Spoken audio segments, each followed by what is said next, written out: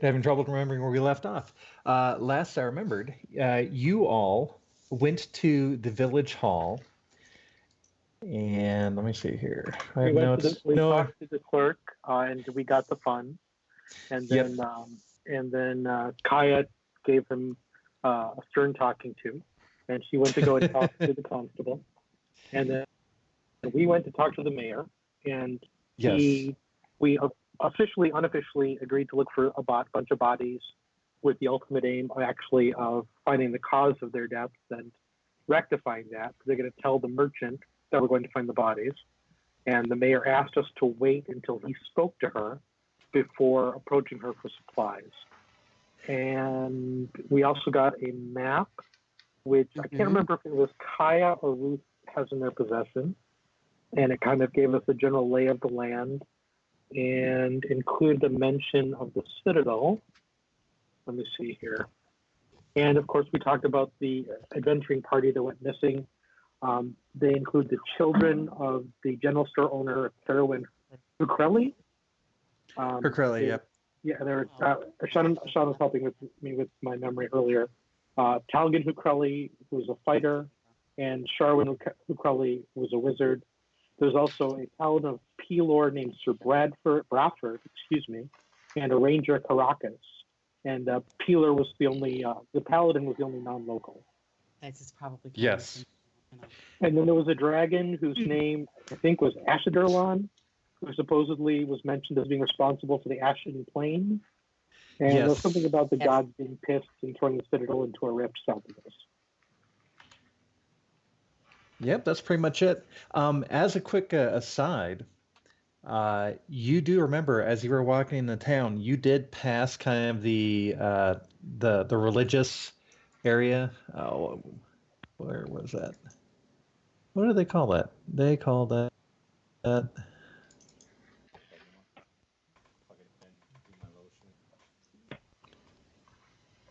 Oh, they just call it the shrine. So pretty much, you did pass a shrine on the way into town.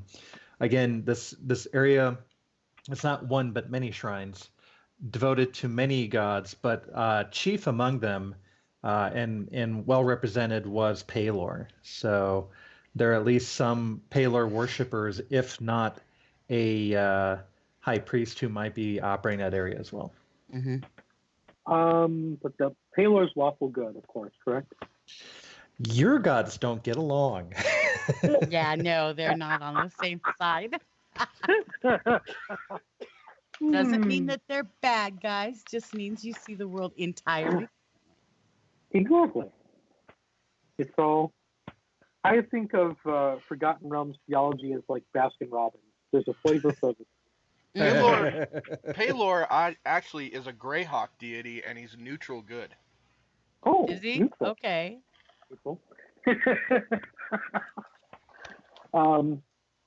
Like in my I would assume for my guy speaking out of character, in his eyes, Bane is good, and Pelor is either terribly misguided or evil in his view. So it's just a question of, from a certain point of view, to quote. You've got a very Anakin Skywalker way of taking this. Mm-hmm. And that ended well. It could have if somebody evil hadn't been whispering in his ear. That's true. So looking at the Emperor, shouldn't that have been a clue to Anakin that maybe we shouldn't listen to the guy who looks like a withered husk? I don't know. Yeah. Glowing red eyes. How could this be wrong? Now, one thing that both Bane and Pelor have in common is that they're very martial or warlike deities. Conquering versus, might kind of thing. So there is a little bit of that kind of, you'll have similar domains to a Pelor paladin or priest, but there are a lot of ideological differences that would be tricky to navigate. Is our relationship such that if I showed up at the shrine, I'm going to get attacked? No, but you're not going to be welcome with open arms. Now, what is interesting, though, is that the shrine was dedicated to many deities, some of them kind of like on the periphery of those kind of well-regarded in palatial societies like this. But you did not see Bane or any of the other see Fringe. Bane. Yeah, fringe. That's a nice way of putting it. Fringe deities. Oh.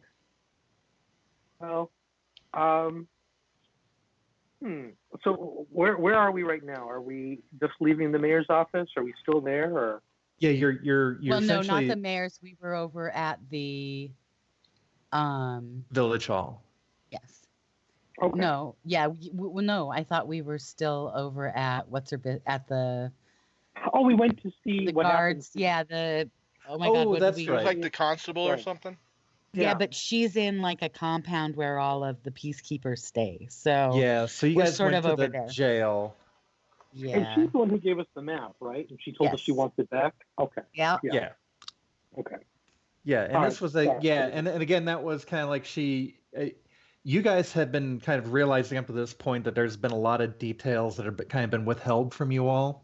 It doesn't seem necessarily nefarious, but definitely people are not inclined to supporting a party going out into the wilderness after what happened on the last expedition that went out there. That's kind of your read on the attitude of some of the officials from the town. I thought we were going to go have lunch or something. And we Mhm. had gotten to the tavern to have lunch, waiting for the mayor or whoever to talk to the storekeeper. Yeah, the lady. Yeah, we were waiting to make sure he had gone to speak to the mother of the two individuals who died in the last attempt at whatever it is that we're doing here. And so we were going to have some food, and then because we have to go talk to her. So You also, when you were at the jail, you were regaled with a story by one of Flociel's guards, a boy who went missing, a farm boy who went missing, Mhm. searching Yeah, for cattle. and it looked like the plants eating. Yeah, like the forest came alive and essentially butchered the calf right in front of the guard, who of course ran away. The child was never found.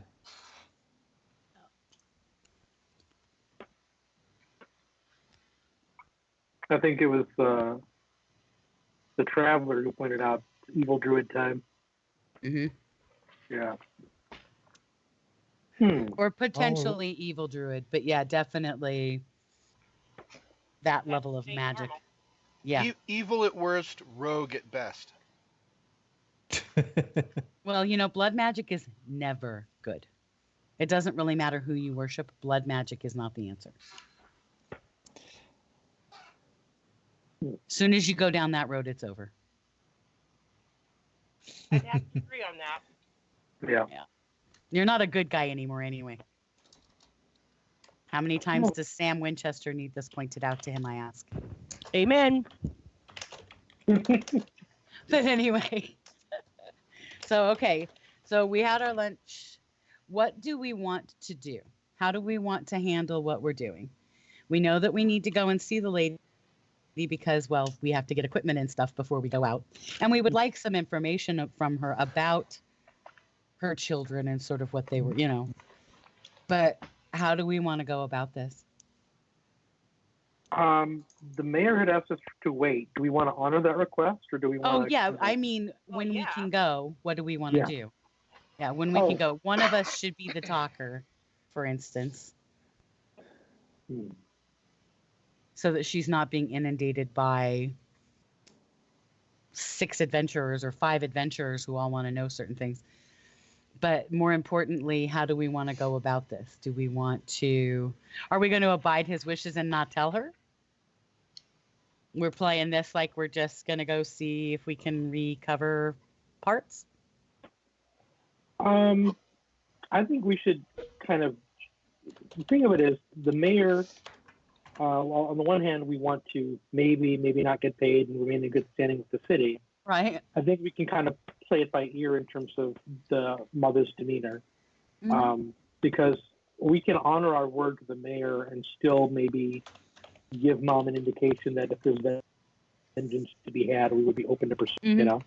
And apparently, there's none of us with a moral quandary against vengeance, given Rob's recent alignment checks. So, he keeps saying he's lawful good, and I don't know. I don't know if he knows what lawful good. No, he really doesn't, and that's okay because I'm not sure that anybody has ever known how Rob Palmer. Yeah, that's all right. There have been I believe we actually had this discussion once, like at a board gaming, not gaming night, because even in groups of friends, there's not always a logical answer to what's really good or not good. Consider this. It is really just two components. Are you lawful? And so far, he hasn't broken any laws. In fact, he is a slightly, choppy extension of the law as a bounty hunter. Yeah. And he is good. He has not done anything overtly evil yet. And it would be his God that would make the determination on that, like you guys pointed out to me. But as individuals, as people, I don't believe that I have ever known a lawful good individual. And the reason I don't believe that is because I don't think humans are capable of lawful good. I think we always ask ourselves, does this benefit me? Does this benefit someone else? There are very few people who don't.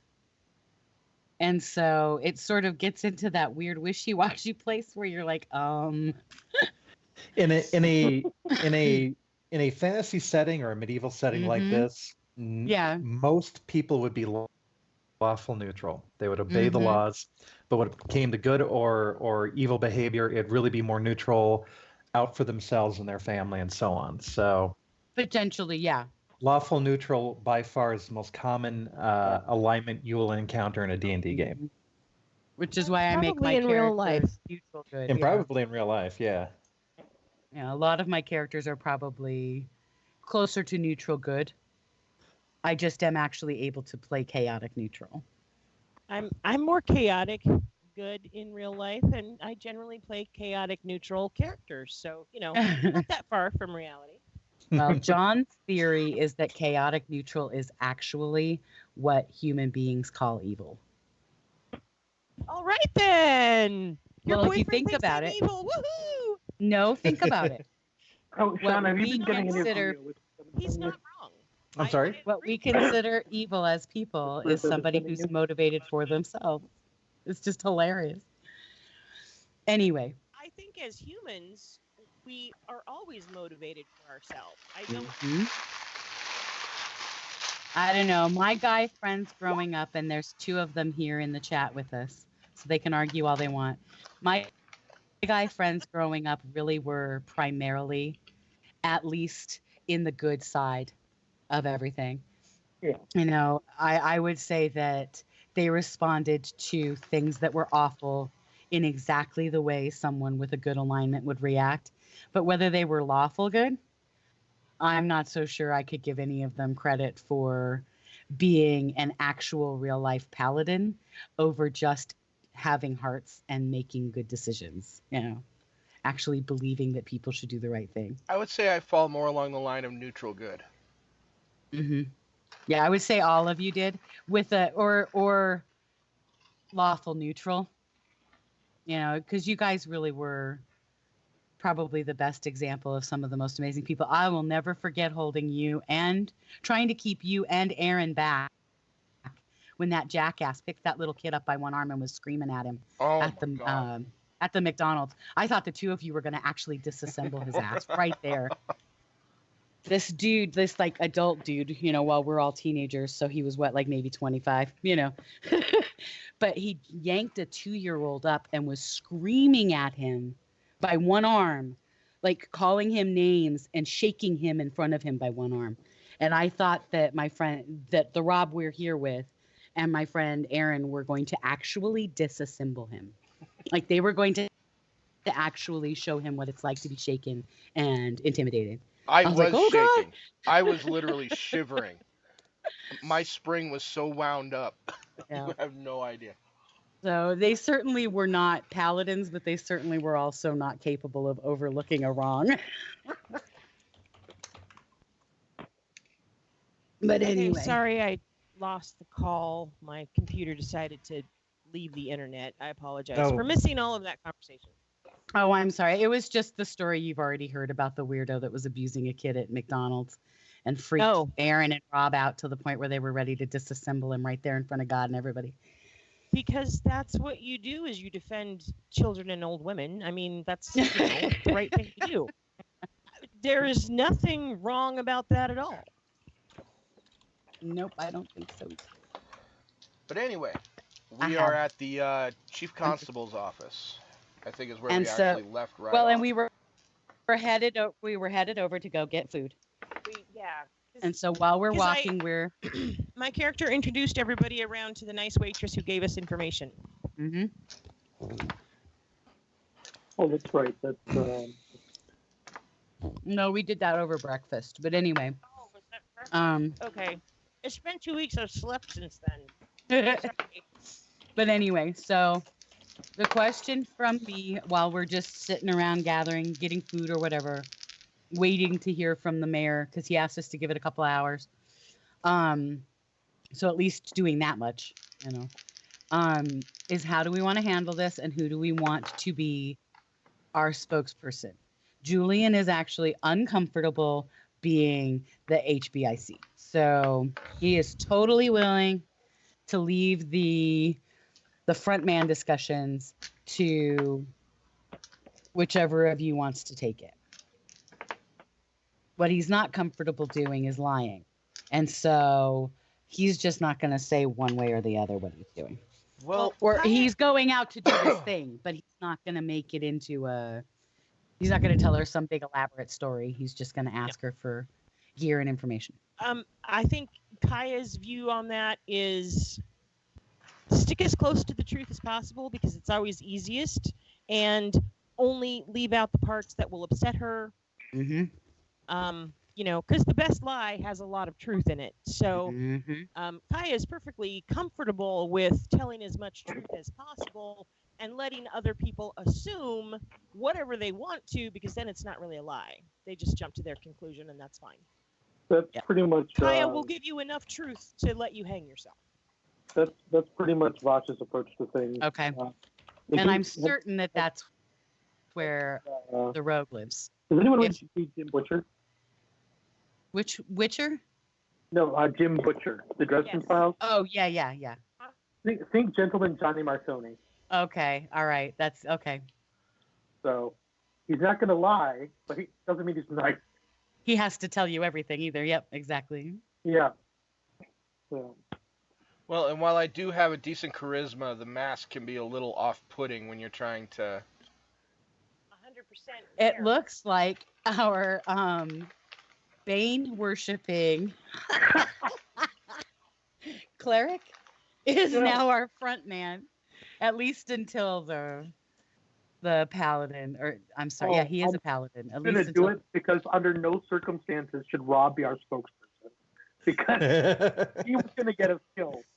And I only have a charisma of 13, and I'm an orc barbarian, so I'm saying no on this spokesperson. Oh, no, I think you're perfect in certain negotiations. We'll let you know when we get there. Yeah, I was going to say, there are some negotiations I can do with my fists, and that will be fine. Yeah. But in this... Oh, you don't even need to swing. You just have to look like you might. Yeah, mostly I'm good at, standing in the corner and glaring, so that's what I'll be doing.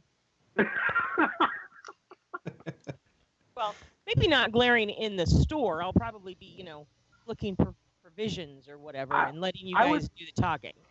I don't know. Since we're dealing with a grieving mother, I would suspect Kaya would be a bit sympathetic. I don't know. You could tell me if I'm wrong. Yeah, Kaya tends to be nice on that particular front. That's true. I am nice when it comes to, widows and mothers of lost children. Okay, cool. I'm happy to do the talking, but just if I start to go in a direction we don't want, let me know. That's why we're talking before we go in. I know, but nudge me or something, I'm saying. Yeah. Yeah, if things go south. I don't know. Is there anything... Is there anything we want to agree not to say up front? Well, we're not going to tell her that, we're planning on not dying like her children, but your children tasted like bacon. Okay. Or that it's likely we won't find any parts. Neither one of the have laws been good with bacon. are allowed to have polite conversations with anybody. Rude conversation, they're up. Polite conversation. No, I think most specifically what we need to be concerned with was just to make sure that we're all in agreement that he asked us not to say anything, and so we're not. Yeah. Okay. Because I'm totally okay with that. I'm just not going to actually lie to her either. While we're waiting, I kind of feel like ambling over towards the religious side because I feel like Sean mentioned it on purpose. And be honest, you want to start some shit with the Palor priest. I want to start some shit with the Palor priest. Absolutely. There's no reason not to go and find out more about, for instance, this weird arrangement that they've got going on with the not kobolds, the goblins. Are they goblins? Yeah, I think so. Yep. So there are 2 goblin tribes in the area. And we have an arrangement in this town. They have an arrangement for the Sacred Apple. Yeah, for once a year, the Sacred Apple thing. Yes, they're of which Kaya is slightly suspicious because she wonders if maybe they can't grow it themselves, so they're counting on humans to be humans, and attempt to grow their own just so they can steal them, or are they just protecting their secret? Yeah, no way to know. Remember, my god is a trickster god, so I'm looking for the angle. Mm-hmm. So there are 2 goblin tribes in the area. There's the not great goblin tribe, who might have also been the source of the goblins that ambushed you on your way in. Mm-hmm. They're called the Durbulk, which translates to dominator and goblin. And they are the ones who are likely to have been. Let me see here.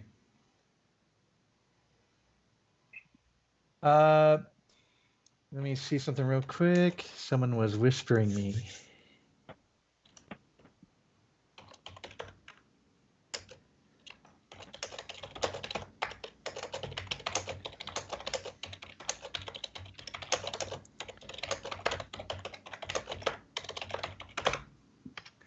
All right. So there's the Durbulk. There we go. Which is Dominator and Goblin. There's also another Goblin tribe. They're just called the Green Striders. They don't. There isn't anything too fancy about them. The Durbulk are kind of towards the south and east region of the map, and also kind of all along the forest that probably included the road you rode in on. Where the Green Striders are essentially west and north. Now, it's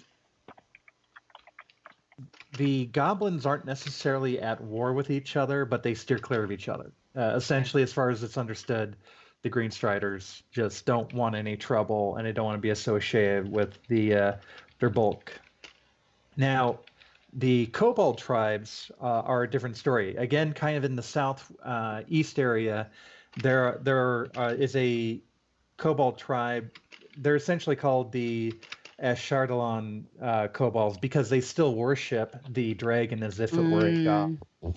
And it's funny. Historically, the cult members that worship the dragon were probably human. However, in modern times, it's kobolds that tend to worship effigies of Chardalon and so on. The other kobold tribes, it's a tribe, but they're just kind of scattered all over the place. There's even a few kobolds in town who kind of work as hands and things like that. But and those kobolds are kind of to the south and then to the west. Is there any way to tell southwest to the goblins and the bad goblins and the bad kobolds, and then east for the good kobolds and northeast for the good goblins. I had my compasses mixed up.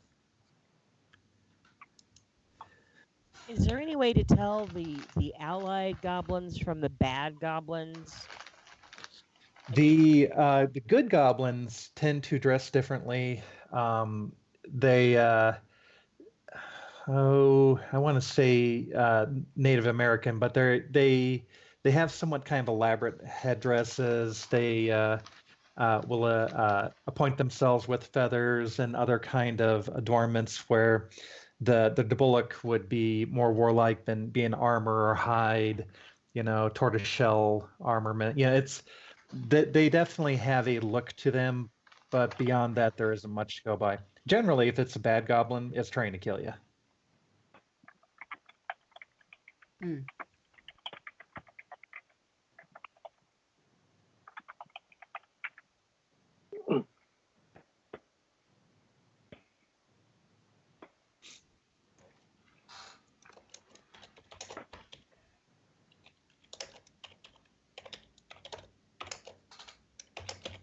No, thank you.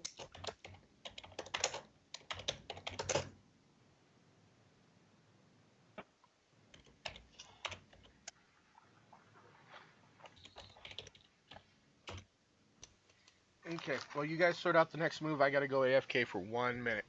I won't be. Oh, okay. I'll be right back. Uh-oh.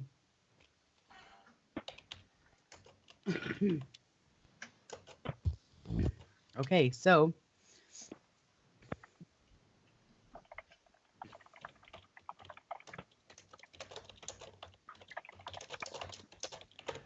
All right, cool.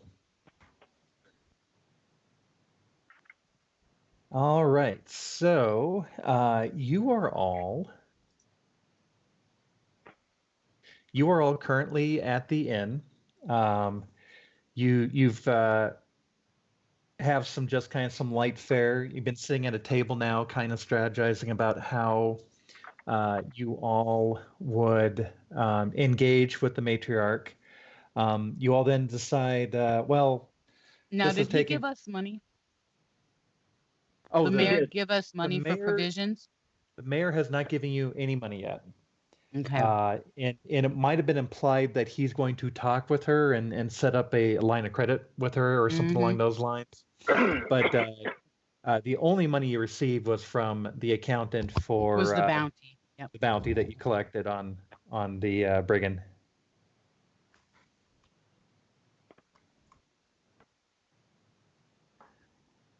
And towards the end of your kind of lunch, you all decide, hey, or actually, to be clear, is it just Vosh who's going to go start trouble with the priest of Palor, or were you all going to go? Oh, I was going to go wander the town while we're waiting, so Okay. I'm just as happy to go follow Vosh and make sure he doesn't get killed. I appreciate Or it. kill anyone. Yeah. And remember the rules. This is Yes. a standard. All of my characters have this. It's a bleed over because you can't always be 100% RP. I will help you bury the bodies in the desert. I will not help you sort them by the moonlight. They're going in one hole. You got it? I got it. Some people are just lazy murderers. I'm just not sorting the body parts by darkness. That's all right. That's fair. So yeah, I think no, that's a I got reasonable your back. I got your back. All right. So who is headed towards the shrine? I'm sorry, who is not headed towards the shrine? All right, I'm going to take that as being the whole party. We're all decides. going. Well, This could Rob will come with us. He had to step away, and I'm sure Well, that and what will happen Kaya is will come. he will like step out from behind a stone or some He'll kind of appear shrine. suddenly. Yeah. He'll So- appear suddenly. All right, to the shrine it is. I like to observe other people's habits because sometimes that information is helpful. I'm not going to engage though. I'll just help I'm clean not- up. yeah. All right, so you all settle up your tab with the inn and head on out of kind of the town square area towards kind of the edge of town, kind of as you were entering from the the west, you pass this shrine on the way into town. Mm-hmm. It's kind of evident because I mean, at first it might look like a cemetery, and in fact, there are some mausoleums and all that on the periphery of all this, and maybe some grave markers and so on. But it's very clear towards the center of this that there's kind of an area of worship. You see various statues and shrines to various gods and deities and saints that were associated with those religions. There is as you approach this, there's actually a path leading from the main road into town, and there's just a traveler shrine right there to oh geez, why can't I remember the traveling god? I forgot this. I'm looking really quick. Yeah, I'm struggling with this too.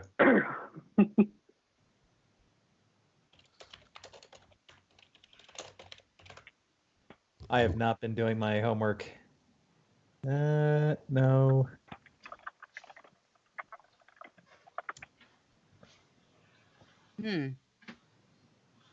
I'm getting Eberron, but that doesn't sound. Is it Eberron? No, it's like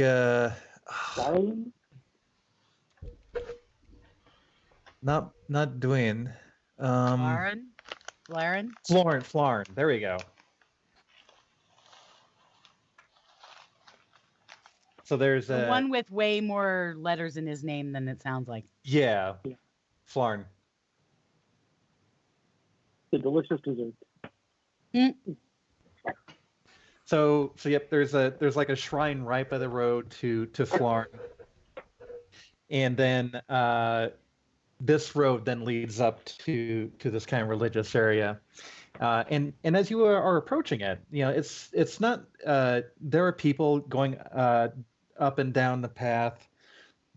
What's interesting is there are some local farms that are kind of surrounding this area too. So it's like there's a religious center and then some graveyards kind of in the periphery, and then around that you see some orchards and fields and so on. It's actually, in a strange way, kind of fetching. And then towards the center of this, there are a kind of a thick copse of trees, shrines, and a few buildings of worship, and more prevalent, kind of an amphitheater that would likely have served as kind of a big place for a group of people to get together and worship. Most of these are kind of your friendly, kind of run-of-the-mill kind of gods. However, Pelor is very much represented here among others like Cuthbert and so on. Okay. So is there a chief priest for this particular shrine, or is there each deity has his own flex clergy? So there are a few buildings here, and it's kind of evident that they are they're not necessarily quarters. You don't see the buildings here that are kind of like they're not living quarters for various priests, which there are about 5 buildings or such like this. They seem to be like small churches or small structures where it kind of administrative work can happen on the part of the local, I'll call them clergy. And you do see people kind of milling about in this area who are investments and who appear to be priests of various religions. Again, you're talking your bigger, Cuthbert, Pelor, or things like that, and then other people who are displaying their holy symbols. However, you do notice as people kind of leave the area, they'll sometimes tuck stuff underneath their shirt and all that. But you are definitely towards the center of this. Milling about in the buildings are acolytes and high priests of various gods. And you do actually see an acolyte who is wearing vestments of Pelor, though you don't necessarily see the holy symbol because they're kind of, right now kind of working and filling some buckets and kind of tending to the grounds, as it were. What's the likelihood that I even know who the god of Pelor is? Like, It's Do I recognize that this is potentially, because like I don't know, for instance, that he worships Bane. So what is the likelihood that I even have any idea that I'm walking in on what could be potentially charged? It is likely that you have been proselytized to in the past by, priests of Palor who, Okay. or missionaries of Palor who are trying to get you to, join this wonderful, etc. Okay, so I am at least familiar with them, let alone. Okay. Why So don't just we cruising? Yep, just cruising with you. Why don't we approach the gentleman in the paler vestments and ask him who the head of the local church is?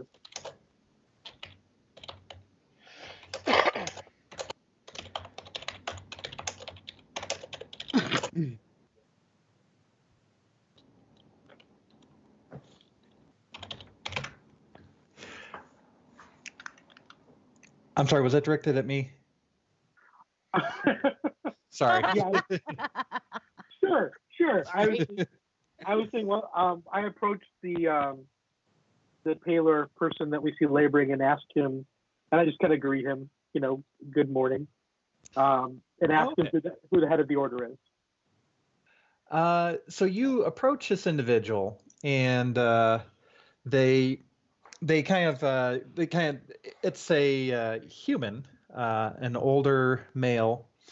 He just kind of creakily kind of steps up and kind of stretches his back. He had been kind of sweeping an area and kind of cleaning up, and he turns to you. Kind of gruff, but somewhat friendly. And so currently, you're carrying your shield. You're in your armor.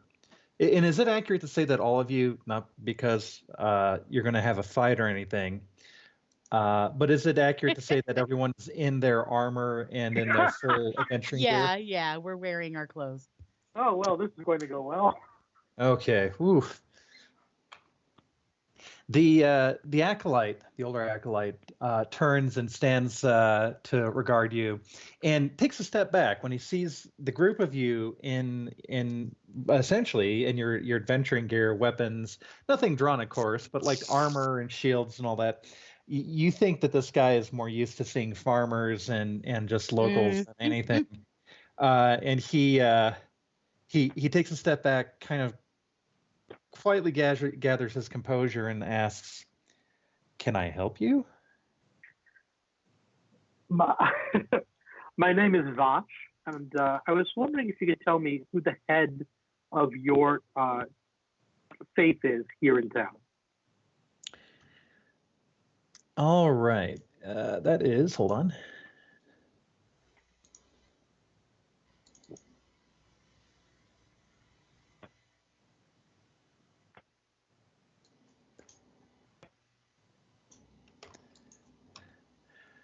Sorry, have to get my notes. Here we are.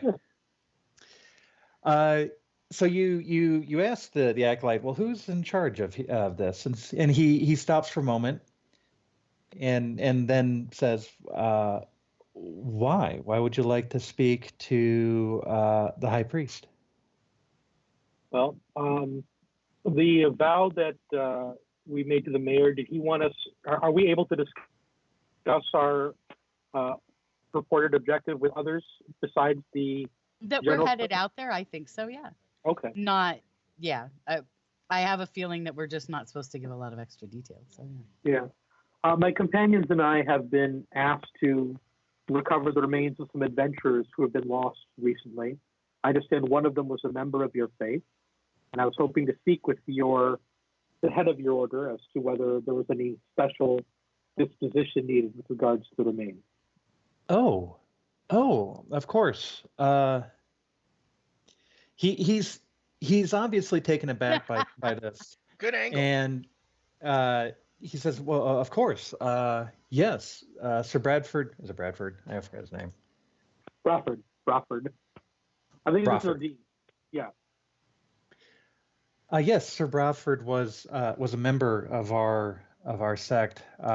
His lost, and then he just kind of makes mutters a silent prayer and continues. Yes. If you'll please, I will go speak to High Priestess Knackle and let her know that you are here and about the matter of Sir Bradford's party. He kind of bows and steps back, and he approaches. He goes into one of the buildings that looks like kind of a again kind of like small church slash priest administrative kind of area and all that. And then shuts the door behind him, and you're kind of left there for a few minutes. All about you, some town folks, other acolytes, people are just kind of milling about quietly. Although you are all kind of gathering or garnering some attention from the locals. Mm-hmm. You know, again, this big adventuring party here and all that. It's not necessarily, doesn't appear to be unwelcome, but it's definitely gathering attention and maybe even a little excitement. You're not sure. A few minutes pass, and then a small gnome woman, slightly ageless, appears. Behind her is that acolyte that you were just speaking with. She slowly approaches your group. You know, kind of a poised kind of approach, and finally reaches you and greets you and says, "Greetings. I am High Priestess Knackle. I understand your group was planning to forge out towards the Sunless Citadel to try and recover the lost party of Sir Bradford. Is this true?" This is correct. And before I give her a nickname like Snackle or something, did you say Knackle? It is Knackle. Hold on. Okay. Let me paste the. Under my mask, I'm just gonna sarcastically mouth the word knackle.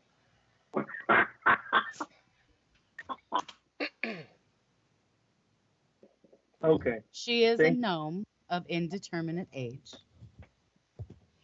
That's correct. My name is Vosh, and these are my companions.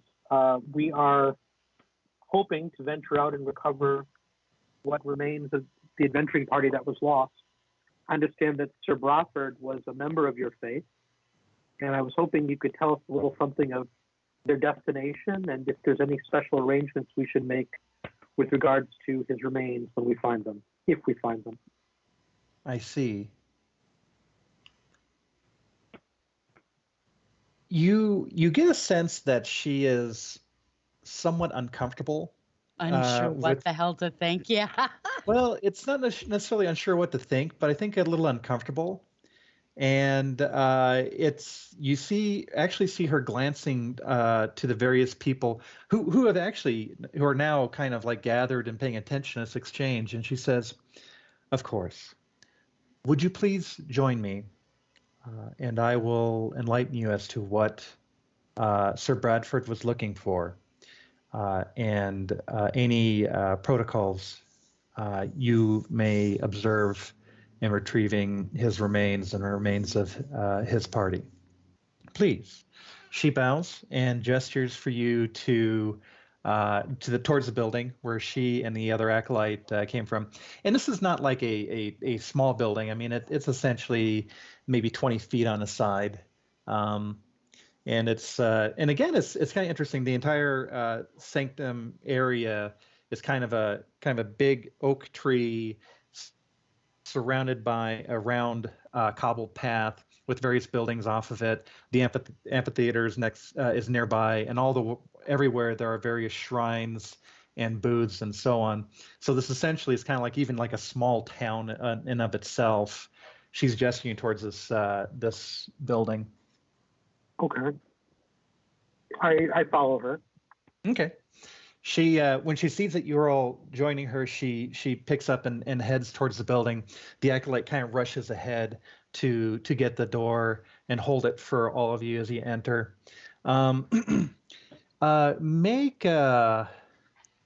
Everyone make a group. Not sense motive. What's the thing I'm looking for? Perception. Perception. Yes. Make a group perception check.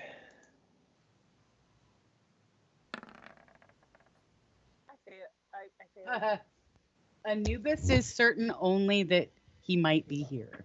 I'm distracted by shiny things and gardens and yeah, it's just very rocks pretty. and I'm not paying any attention. All right, and I'll make a perception check for Zariel. Okay. Yep. All right. I'd say we lost that group, Jack. Yep. That's fine. All right. So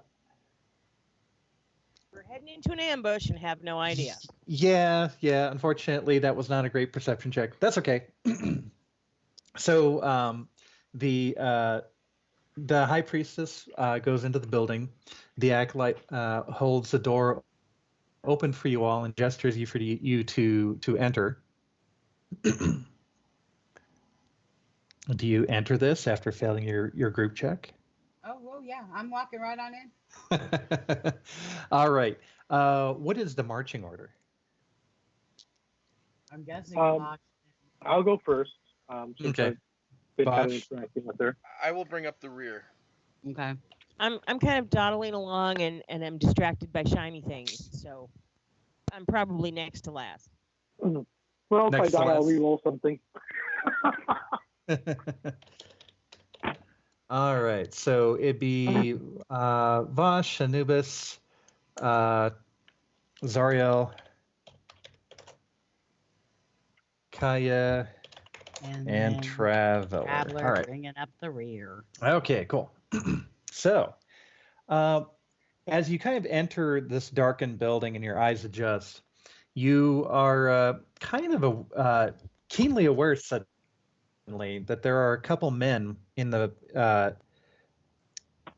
back part of this. It's kind of like a church area, but there's a couple small rooms to the side that appear to be like offices or rectories or something like that. They're not rectories.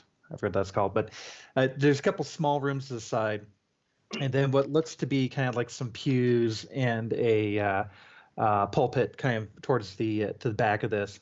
On the back side, flanking this pulpit area, are a pair of like heavily armed and armored warrior soldiers, guards of some kind. And as you enter, the priestess actually removes her robes and has been wearing chainmail the entire time. She kind of hangs it over a pew and then just stands in front of the pulpit. All right. Hold on. Someone is whispering. I'm hanging back by the door because this isn't my church and I want to make a quick getaway in case they just start to do something weird.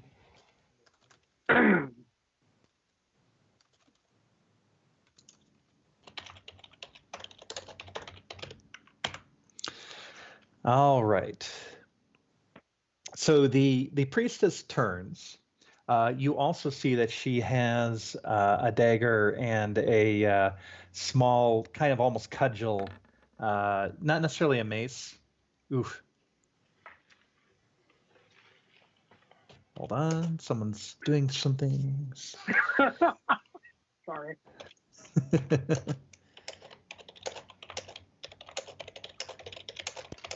Traveler's up to something, I think. I don't know.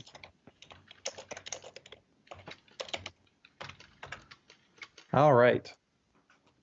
And then this of course naturally puts you all on edge for a moment that, suddenly there's a couple, people in chainmail and, weapons at the side. But that moment passes and you're just standing with the high priestess, kind of standing in front of, not on the pulpit, not on the stage, and just kind of standing there. Her arms are in front of her, kind of hands kind of crossed, and she's calmly looking at you all. The door shuts behind you, and then you're kind of plunged into kind of a gloom for a moment. And then apparently there are some candles in the area that are providing some illumination. Your eyes adjust, and then you're allowed to continue. while this is all going on, did anyone want to try to do anything? Just looking for doors. Yeah, I'm just looking around. So there is a door to the back of this small church / building that one of the guards is standing in front of. And then there's the door that you just came through that also had the acolyte. Now, the acolyte is standing inside in front of the door. His arms, again, are kind of crossed in front of him, not like crossed high, but essentially his hands over in front of him, calmly just kind of standing there, kind of listening in. Nothing menacing quite yet.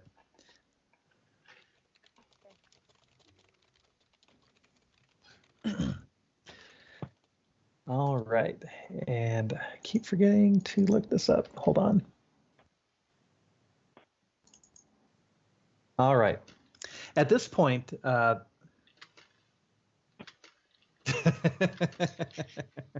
saw Bruce comment. All right. They thought they got away with it, sort of a plan. At this point, High Priest Knackle continues. Thank you for coming inside. This is a sensitive matter, and somewhat of a. You see that she's trying to find the words.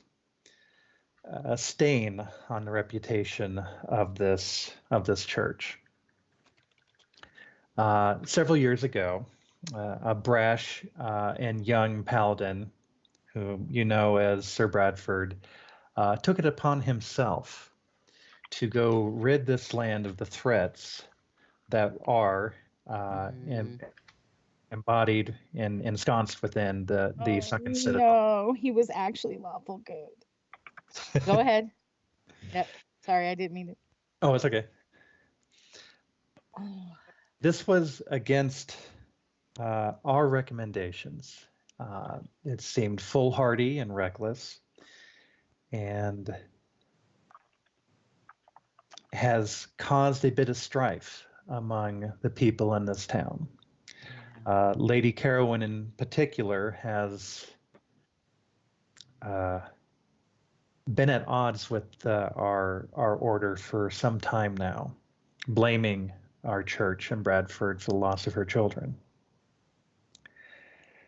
And while I do appreciate the sentiment, and she kind of stretches this a little bit and kind of looks like to see if you guys are going to offer anything more, while I do appreciate the sentiment, it's not necessarily something that we would openly endorse.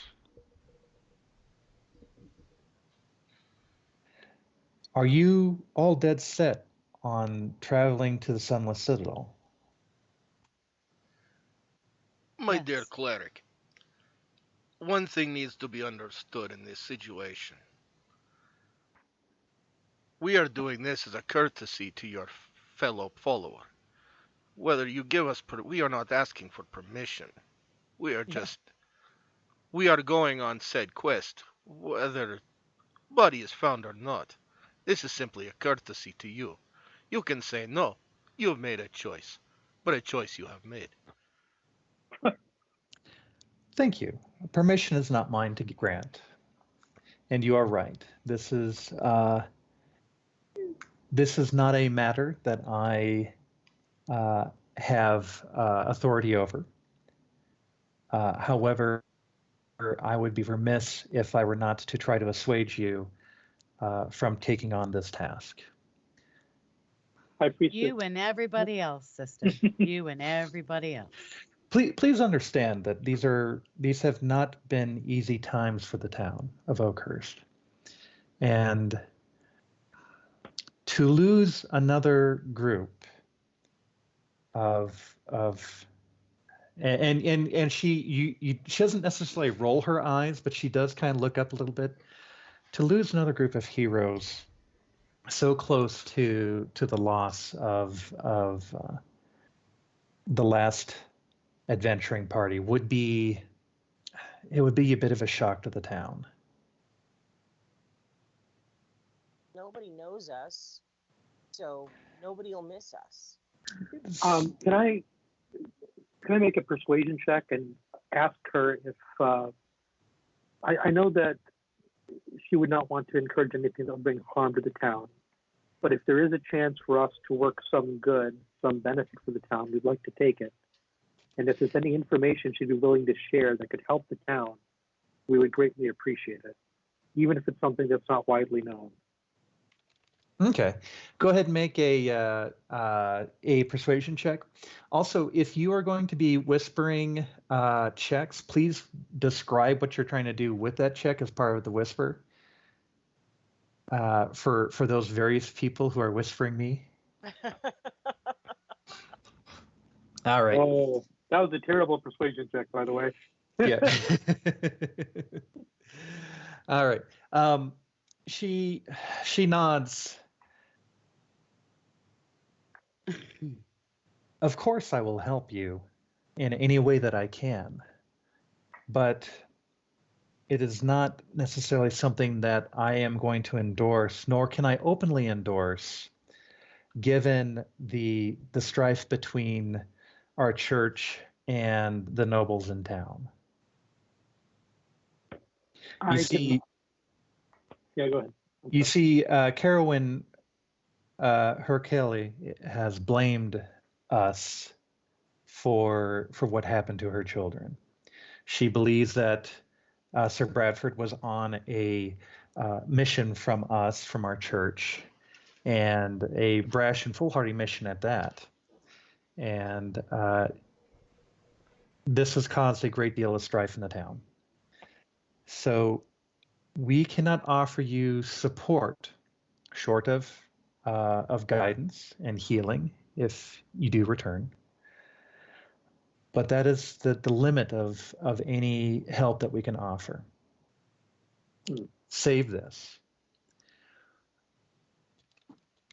I spoke with Sir Bradford before he left, and while he was foolhardy and brash, he did have some information that he gleaned from investigations and research.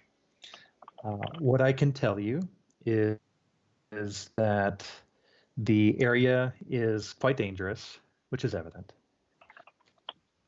Both the goblins and the kobolds have taken up residence in the Citadel and are waging a war with each other right now. That is only minor. There are greater dangers within the depths of the Citadel, and more importantly, under the Citadel.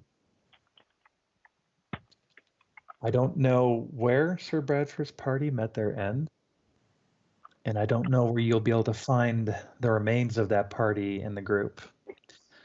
But I strongly caution and warn you, do not go into the depths under the Citadel. You will find death.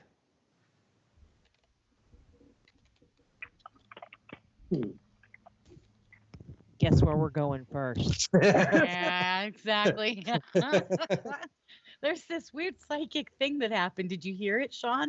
All of your players simultaneously went, huh. Oh, wait, the DM doesn't want us to go there. We should take That's where we're going. We need there's a You moment all know when that she as soon as says the this. DM says, "Here be dragons," we're all running towards it as fast as possible. I know, it's because that's the point, right? Yeah.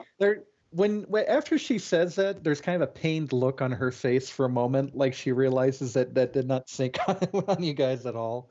Right. Look kind of goes away, and she. Okay, you guys continue. I will be right back. I just have to run away for a second. So yeah. Okay. We need not seek out death. Eventually, death seeks out everyone else.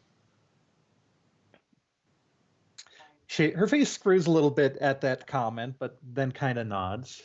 In a weird way, you think being a priest of a martial deity, she kind of understands that death will find you on the battlefield at some point.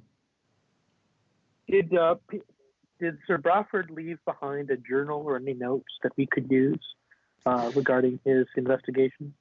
No, Sir Bradford kept those articles on himself. All he left for us was a conversation that he had with me and some of the staff about his plans and goals. So there's information on the body.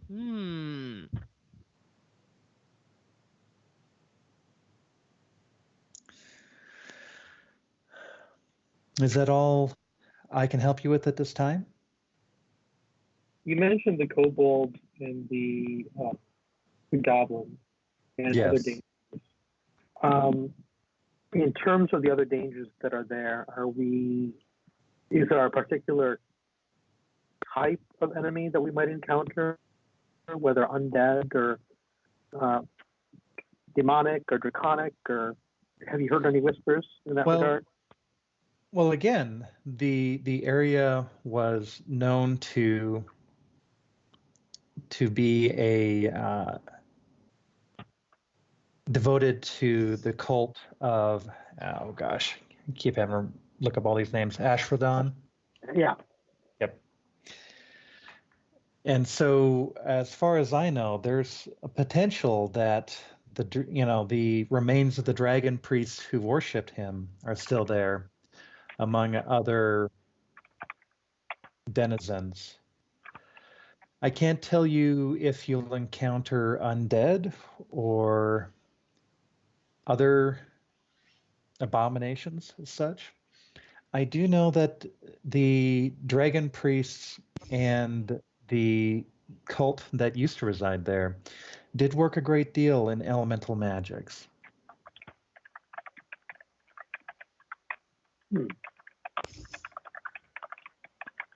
But sadly, I don't have any other information beyond that. Sadly, I cannot tell you what you will encounter along the way. But, as you've probably been told, be very, very wary of the forests. There is something corrupted there. Corrupted and evil. We've heard some of these stories, and they seem to us to have an almost druidic component to it. Have you heard anything in the area that might point us towards a practitioner of that way that's maybe gone in the wrong direction? All right, let me roll this real quick. All right. I am not aware of any particular druid covens or circles that are operating in the area. In fact, I would be surprised if any of those groups were to take up residence in the Sunken Citadel. Okay. There are some circles nearby, and there are some practitioners here, but to my knowledge, this is not a druidic sect that is causing this blight. Something else, something far darker and primordial is at work here.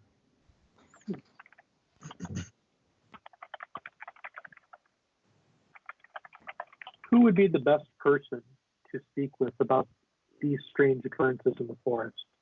Is there a particular member of the druidic community you could point us to, or a ranger, or someone within town who might give us a little more insight? Sadly, I don't know anyone specific you could speak to.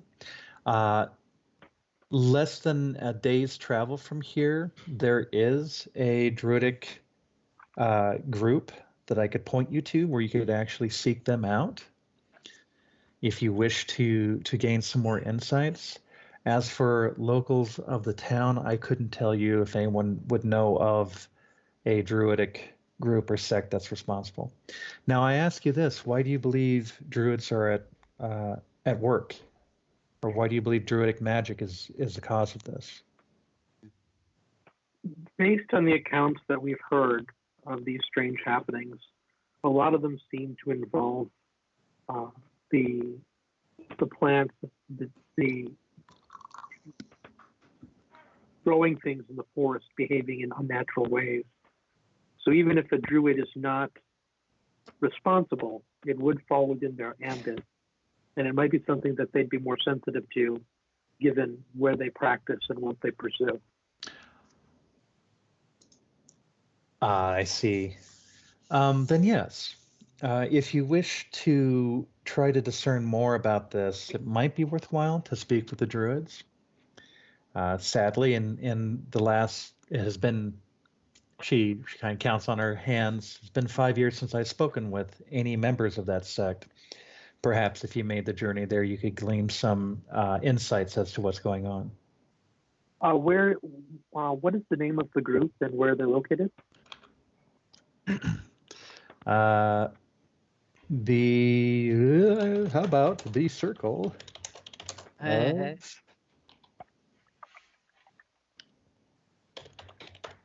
Kashadaline? You're gonna have to spell that for me.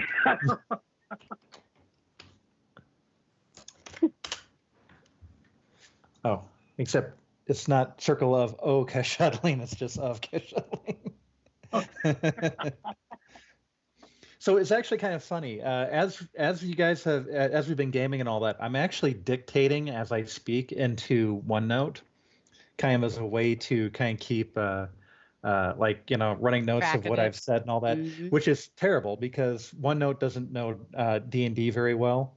So there's So it it's makes just, stuff up. Oh yeah. yes, exactly. No OneNote. I never ever say duck. I'm pretty sure I say other things. Yeah, dear spell check. Oh yeah, dear Yeah, spell dear spell autocorrect. checker. It's never It's ever never done. duck.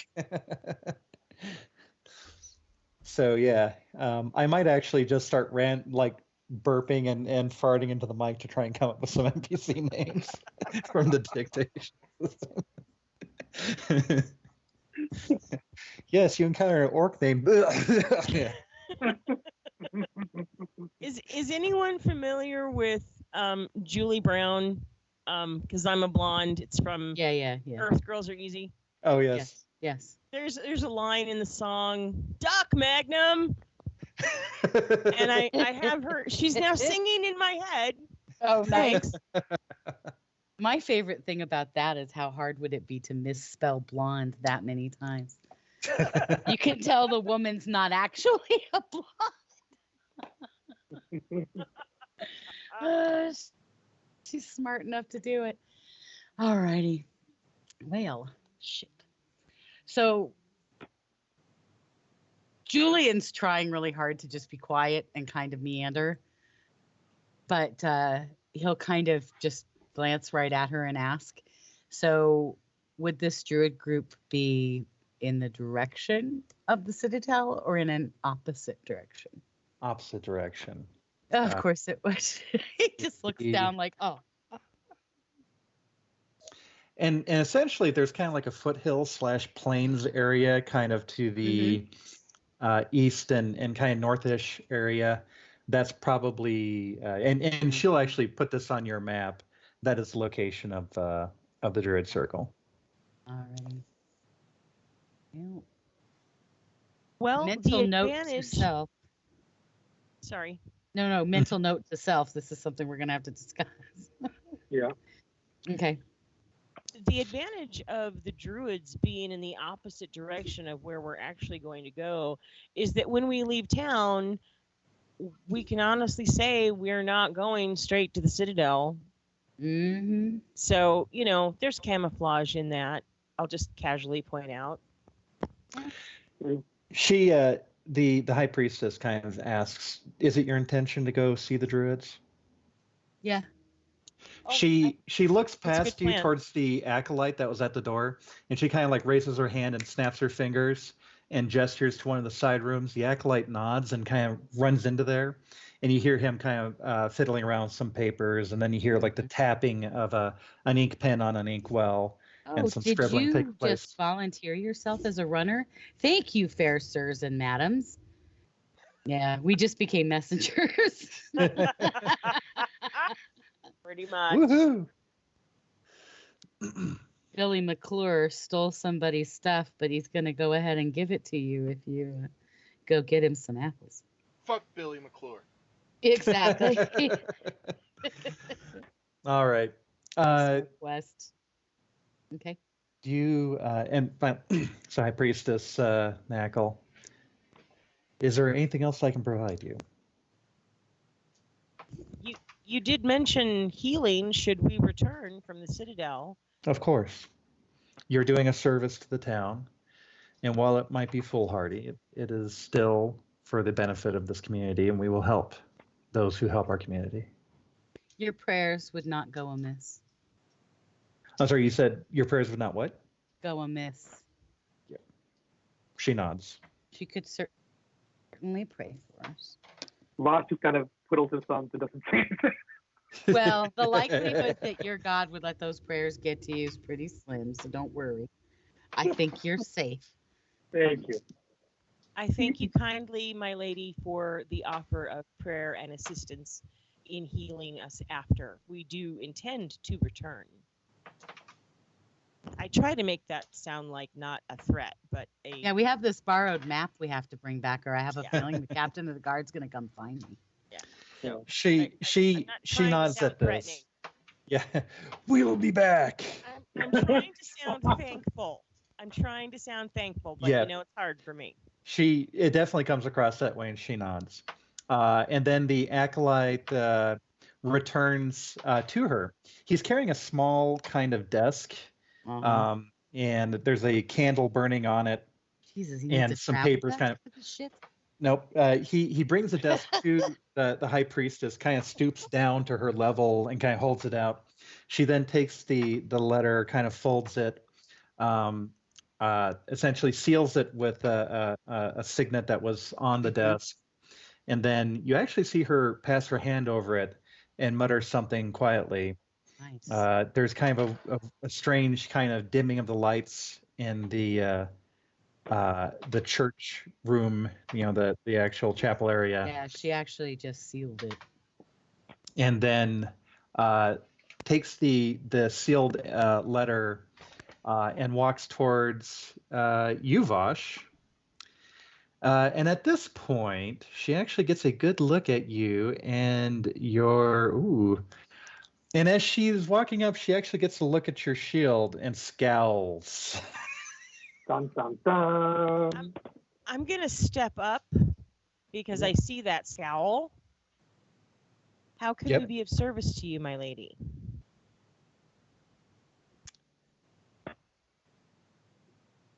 She looks at you and looks back at the shield, but says, "We have just discussed that. There is no service that we ask of you, just that you return safely." Certainly. Of course. Thank you for your courtesy. I'm going to look at the paper in her hand. Oh.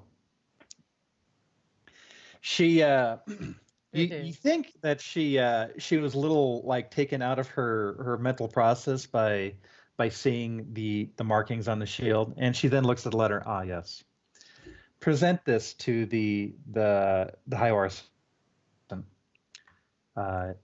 And this signet will grant you passage to see him. Hi, Orson? High Orson. Okay. I'm sorry, High Orphant. Sorry. Not Orson, Orphant. I'll put my hand Arson out. would work if that's his thing. It's just not very druidic. That's right. Almost anti-druid. Yeah. I'll put my hand out. I'm not going to take the paper unless she gives it to me. Oh, when you put your hand out, she puts it in your hand, and then almost like she recoils away from Vosh now. Now that she's kind of aware of his inclining. I give her a big, charming smile. I'm just going to sigh and secret the paper amongst my things. Thank you, my lady. I'm sure this will be helpful for our quest. Thank you. And she lets out a heavy sigh and then kind of gestures towards the back door, and the acolyte opens it for you and gestures for you all to leave. And she steps back and just kind of stands in front of the pulpit while you all disembark. Yeah, there's going to be so many chantings and prayings going on in there in about 5 minutes. Say this.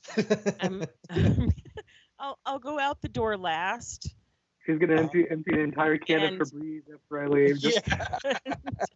Interesting that it's you that thought to worry about the needs of her follower, you know. I'll go out the door last, and I will say before as I leave, I will turn back to her and offer her the luck of my God to her. She her face again kind of screws again, like, and then she kind of. I have little of blessing to offer you, my lady, but may the luck always be for you. She sighs, but then says, "May the aegis of Cuthbert protect you all." Interesting. She nods, and then the door shuts. I don't know about anybody else, but I just enjoyed making her uncomfortable so much. Thank Absolutely. Because Cuthbert deserves to be uncomfortable, goddammit.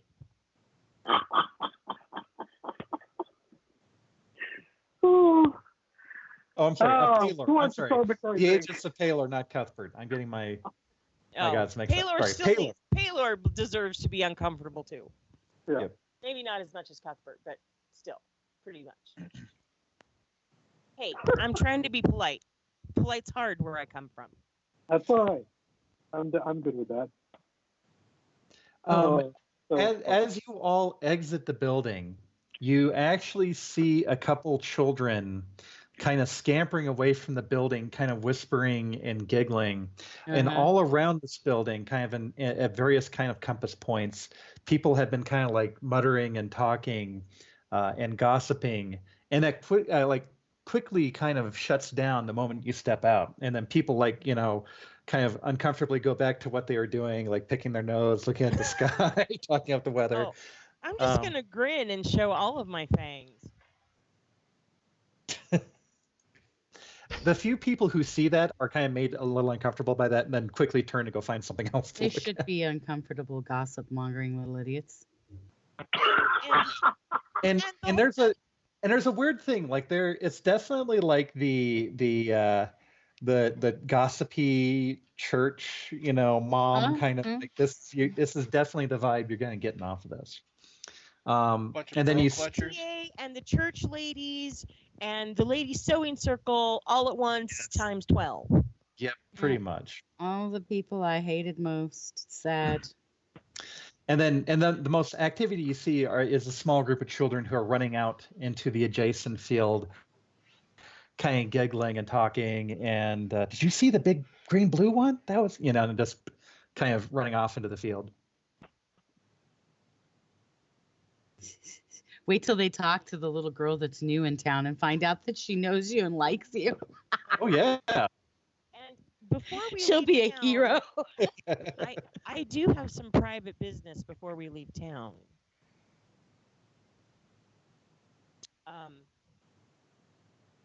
Some things I need to take care of.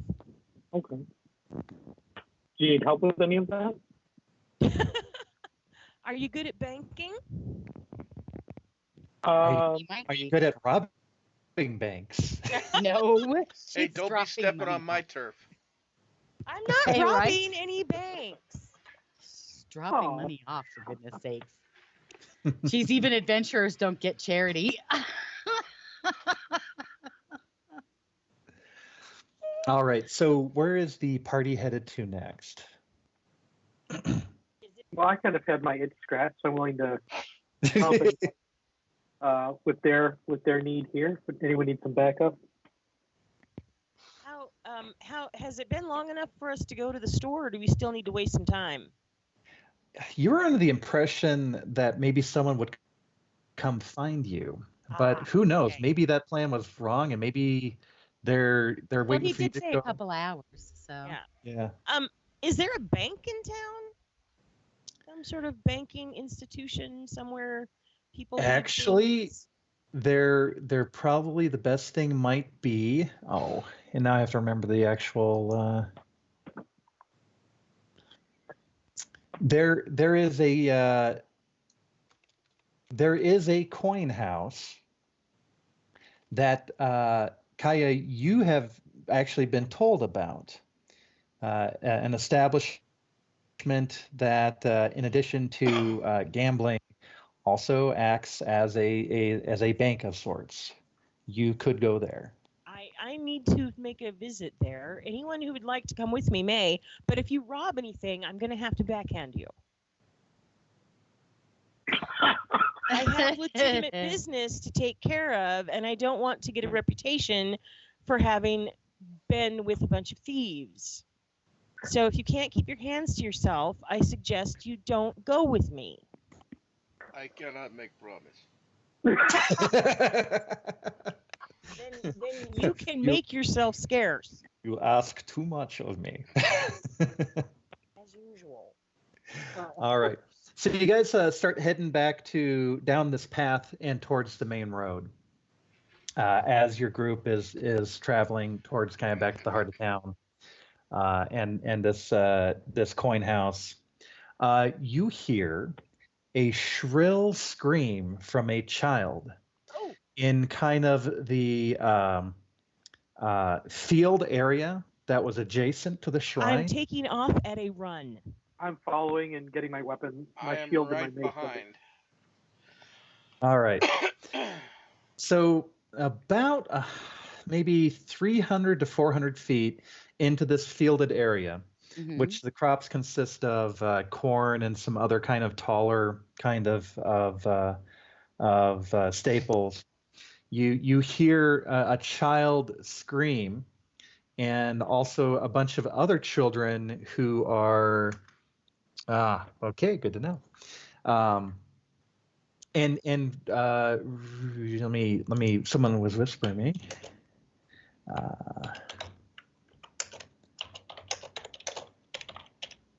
It was pain or fright. I am totally responding. It is pain and fright, and also some other frightened children around this. Okay. Okay. I'm moving at whatever haste I need to. Field trip. Do we? I'm sorry. Go ahead. Okay.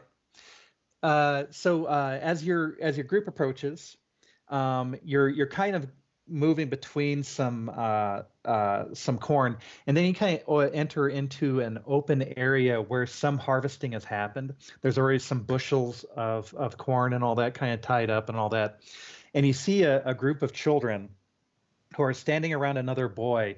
The screams have stopped, and now the boy is kind of on his knees sobbing. You see he is drenched in blood. Pretty much from kind of the mid body all down his legs, and hurriedly rushing away from this is a halfling figure in robes who is quickly wandering, quickly, not necessarily running, but quickly walking away, almost like trying not to draw attention from the scene. However, I'm stopping that sumbitch. However, children are looking after him as he's leaving. So at this point, we can roll initiative, and you can tell me what you're all going to do. Okay. When you and just go ahead and roll initiative. We'll just kind of track it in chat. We don't necessarily have to put tokens and counters up. We're going to do this in the theater of the mind. Oh my God! Traveler nailed the initiative forever. Where's the Jeez, initiative thing again? Louisa. I'm going first for the rest of the sheet? campaign. Hold on. Nah, See, it I'm doesn't trying work to get that you way. all to burn your 20s before the on. real fighting begins. Hey. Where's the initiative on the character sheet? I'm being dumb right now. It's The right between initiative. armor class and speed. Oh, there it is. Sorry. No problem. I don't have a token to select, Oh, so and I you don't can't have keep to. the roll. I'm Yeah. just letting you know. I'm keeping the Can I roll. help you? That's cool. I'm only Mama? 1 point behind Rob. Helping on my back? Wake 2 Mama. actually, though, okay. because we both have the Okay. same amount to add. So. Oh, and I'll roll for Zariel, who has been present Hey, but kind of keeping I'm gonna quiet. I'm gonna do something real quick, guys. Pardon me. I've got you on my headphones. I'm just taking care of something. Mm-hmm. Okay. Yeah. Oh, So, John, Traveler, to do this. you No. are. No? I'm sorry. What was that? Oh no, I'm sorry. Go ahead. Oh, sorry. That was So, Traveler, you're first initiative and kind of the quickest on the scene. You see a child who is kind of covered in blood and kind of standing on his knees, kind of sniffing and all that. There's children all around him, and some children looking after this figure who is hurriedly walking away. You are approximately 100 feet away from this figure, and about maybe 40 feet away from the child. What would you like to do? I'm going to dash past the child. Let's see. I'm going to use my movement to run 30. Okay. My action To dash. so 60, and then bonus action, cunning action. I'm going to dash again and go 90 feet. You are 10 feet away, and this flurry of movement has gotten the figure's attention, and it is starting to turn on you or towards you. All right. Zoriel is next. Zoriel sees the traveler dashing after the figure in the black robes, and of course... Zoriel? Yep. What did you roll for him? 22. Anubis got 23. 23. Oh, crap. I'm sorry. Anubis, you're next. I'm heading exactly the direction that the traveler is. Okay. I just went full Usain Bolt on this guy. So. Yeah, that's what I just did. So we both apparently had identically the same thought, even if the method when we get there is going to be different. Now, Traveler was able to go 90. Anubis, you would only be able to go 60. Yeah, no, I a can't. 30 plus a dash. So Yeah, and that's kind of fine right because him. I actually want to be ranged when I end, but I want to get that direction. So. Someone? I'm sorry, what? Oh, he's talking to someone else. Okay, go ahead. Okay. Zariel dashes alongside Anubis and the Traveler. Unfortunately, again, not as fast as the Traveler, but able to go 60 feet. So right next to you, Zariel is following. Next in initiative is Kaya. So Kaya, again, you see three of your party members have gone running after this robed figure who is quickly walking away from the scene. And then you see a group of children, including one child who's covered in blood. What are you going to do? Okay, I trust my party members have got that guy under control, and I know I can't catch him. I don't have the dash for it. Right. So I'm going to go to the child. All right. Which is within my movement, yes? The group of children is about 40 feet away. So it would be a 30-foot movement plus, unless you could do some other movement or sacrifice a dash action.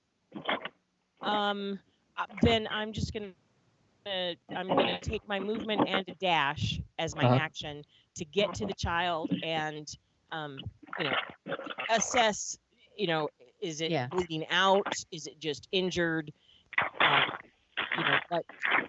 Assess the situation and put myself between the children and the leaving figure as a shield to protect them.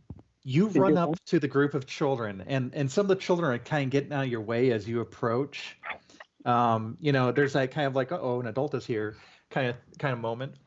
You run up to and it's a boy, a young boy, probably maybe 12 to 13, who has this is just kind of soaked in blood. Next to him is a large kind of a crook or a sickle, kind of like a farming instrument, that is also kind of covered in blood, that is laying next to him. Make a perception check real quick. Oh, my perception sucks, dude. Yeah. Yeah, but he's trying to run us out of good numbers, so you might get a good number. Yeah, that's true. Okay, that's not bad. Good. Yeah, no, that's actually pretty insightful. Really. Something's not right about this scene. There is an awful lot of blood and an awful lot of blood on that implement. And you have seen battlefield injuries galore and have actually caused some more of them yourself. There should be more here. I'll leave it at that. Can I ask what happened, or is that an... You can ask as a free action, and then you'll get a response on the next turn. Okay, I will ask what happened here, hoping that one of the children will be able to tell me. All right. Next, Vosh. What are you going to do? So Kaya has run towards a group of children, and everyone else has kind of run after the robed figure. Mm-hmm. How far away is the fleeing party and the other two? The robed figure is about 100 feet away. The children are 40 feet away. And you're almost on him. You went 90, so you've actually like... Well, no. The traveler went 90. Vosh hasn't acted yet. Okay, the Yep. traveler. Okay, Yep. sorry. I'm going to go to the child. Okay. So you'll be 10 feet away from the child with just movement, unless you have movement that takes you up to 40. You'd have to sacrifice a dash to kind of get there, or you could just get there and cast a spell or what have you. Yeah. Let's.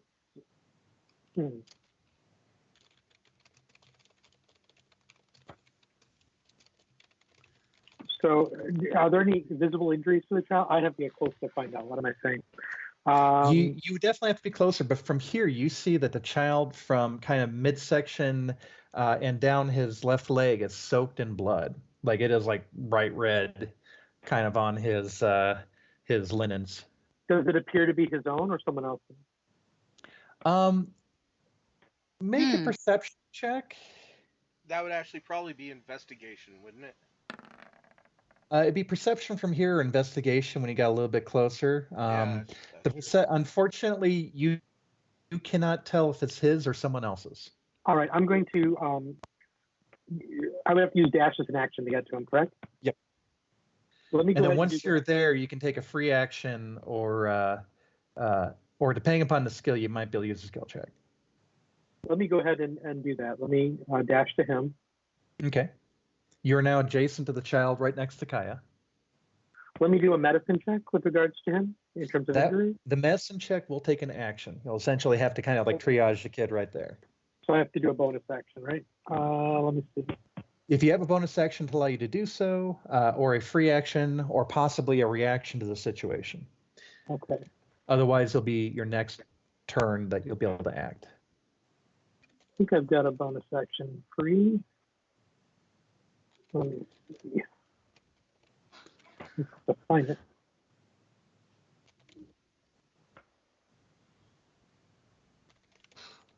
Now that I've dashed up to the kid, how far am I from my party members, from the traveler and from who else is running? You are adjacent to Kaya, and you are 60 feet away from the traveler and about 10 feet away from Anubis and what's his name? Zoriel. Okay. I'm going to cast Shield of Faith on the traveler, please. On the traveler? Okay. Yep. All right. Traveler, you feel a strange aura of energy coalesce around you. Could you kind of post that in the chat for me so I can see what it does? Sure. 1 second. Let me try and do it.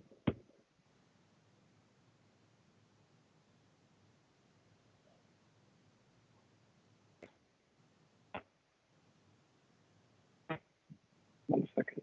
We're just pasting the effect.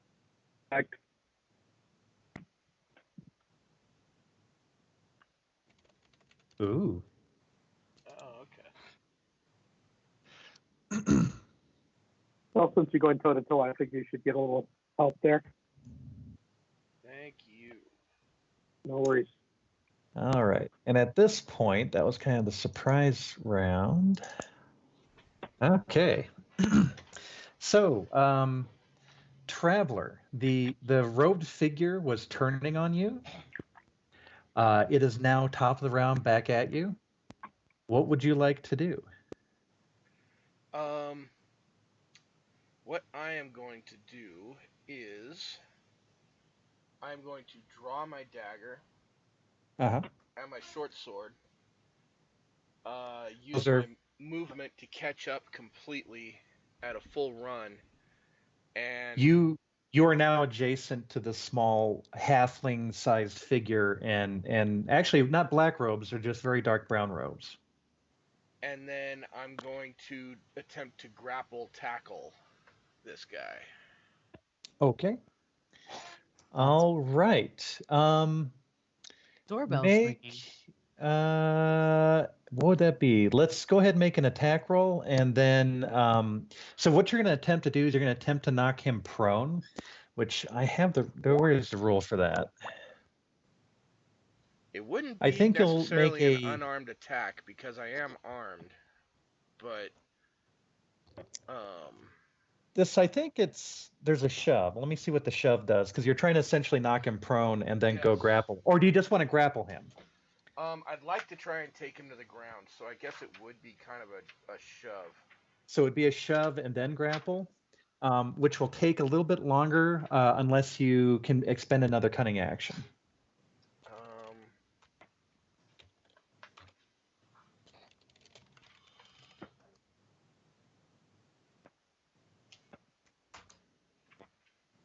How would this work? I know I've seen You it use before. so a shove. You use an attack action to make a special melee attack to shove a creature, either to knock it prone or push it away from you. See, because I'm If you're not able to make shoving, I'm doing a tackle. yeah. So So essentially what you'd be doing is it's kind of like a charge. But you essentially had the movement anyways. You're going to do the shove and then the grapple. Now you could probably do it in a different order. You could do a grapple right now and then follow up with a shove, which is essentially grapple and takedown, versus a shove and grapple. I mean, it's going to be the same effect if you are able to complete both. The advantage is if you get the shove off and you knock them prone, then any successive melees against them will have advantage, which may assist in the grapple check going forward. If you yourself don't go prone. I think this would probably be more of a shove because I'm not intending to keep him grappled. I just want to get him to the ground. So I'm not actually grappling. I am more kind of just. It is more of the mechanics are in the shove attack. Okay. So what it would be is the target must be no more than one size larger than you and must be within your reach. Instead of making an attack roll, we make a contested athletics check. For the grapple. Yeah, so it would be for the shove. Okay. So you're gonna make it. Because grappling is actually just kind of holding on and keeping them from moving. This is me trying to take him to the ground. So mechanically, it's more like a shove than a grapple. Okay. So we would each make a contested athletics check. Yep. So go ahead and make a athletics check. Now, would I get advantage for my speed? No. Shoot. Now, just to put this in context, the figure that you're fighting with is practically child size itself, and you are easily able to push it to the ground. It then kind of rolls and kind of flops to the ground, its legs and arms kind of flailing, and so right in front of you, prone right now, is this figure. Okay, and if I win the contest, I either knock the target prone or push it 5 feet away. So I'm going to choose to knock it prone, and I'm going to hold my short sword and dagger kind of scissor-like across his neck. Okay, so you're holding your weapons against it, or pointing them at it. And now, what do I see? An assessment of like race, possible age. Make a perception check. Does he look like he's covered in blood? What is he holding? What is he, that kind of stuff. Just a quick assessment. All right. Go ahead. Yeah, just quick assessment. Make it a perception check. So things are immediately apparent. The right hand of this creature, as it's holding its hands up, trying to kind of like, don't kill me, Its right hand is covered in blood. Mm. It is not a halfling. You have no idea what the fuck this thing is. You see kind of pale, pinkish, grayish flesh kind of undulating a little bit underneath the robes. The eyes are myopic. This is not a halfling. What the fuck are you? That's a legit. You're- That would have You're been one my ugly question if I'd have got it. motherfucker. You're one All right. ugly motherfucker. You one ugly motherfucker. You at this point, Vosh runs up and draws his sword and takes a readied action to attack if the creature Well, and stands. I'm right there. Wait, so. are you talking about? I'm sorry, not Vosh. Anubis Zoriel runs and up. Anubis, who's also right there. Yep. Oh, I'm sorry. I keep see because the number's green. I think he's going ahead of you. Anubis, you're next. Sorry. Well, no, I'll just catch up and stop. Okay. So you Now, arrive do I on. recognize the race of this individual? You think it's a halfling, but if it is, it's fucking mutant half. Could it also be the goblin we just had described to us that have sort of? No, there's Okay, nothing. so this is very Oh. definitely not okay. This is freakish. Interesting. So Anubis, you arrive on scene. There is a prone figure in front of you. While it is prone, you have advantage to attack it. Oh, I'm not attacking him. He's clearly being questioned. Okay. You can, if you want. You can have a readied action to say, if it tries to stand up, I'm going to cut it down. Yeah. Now I have on me. I'm just trying to look and see. I have on me.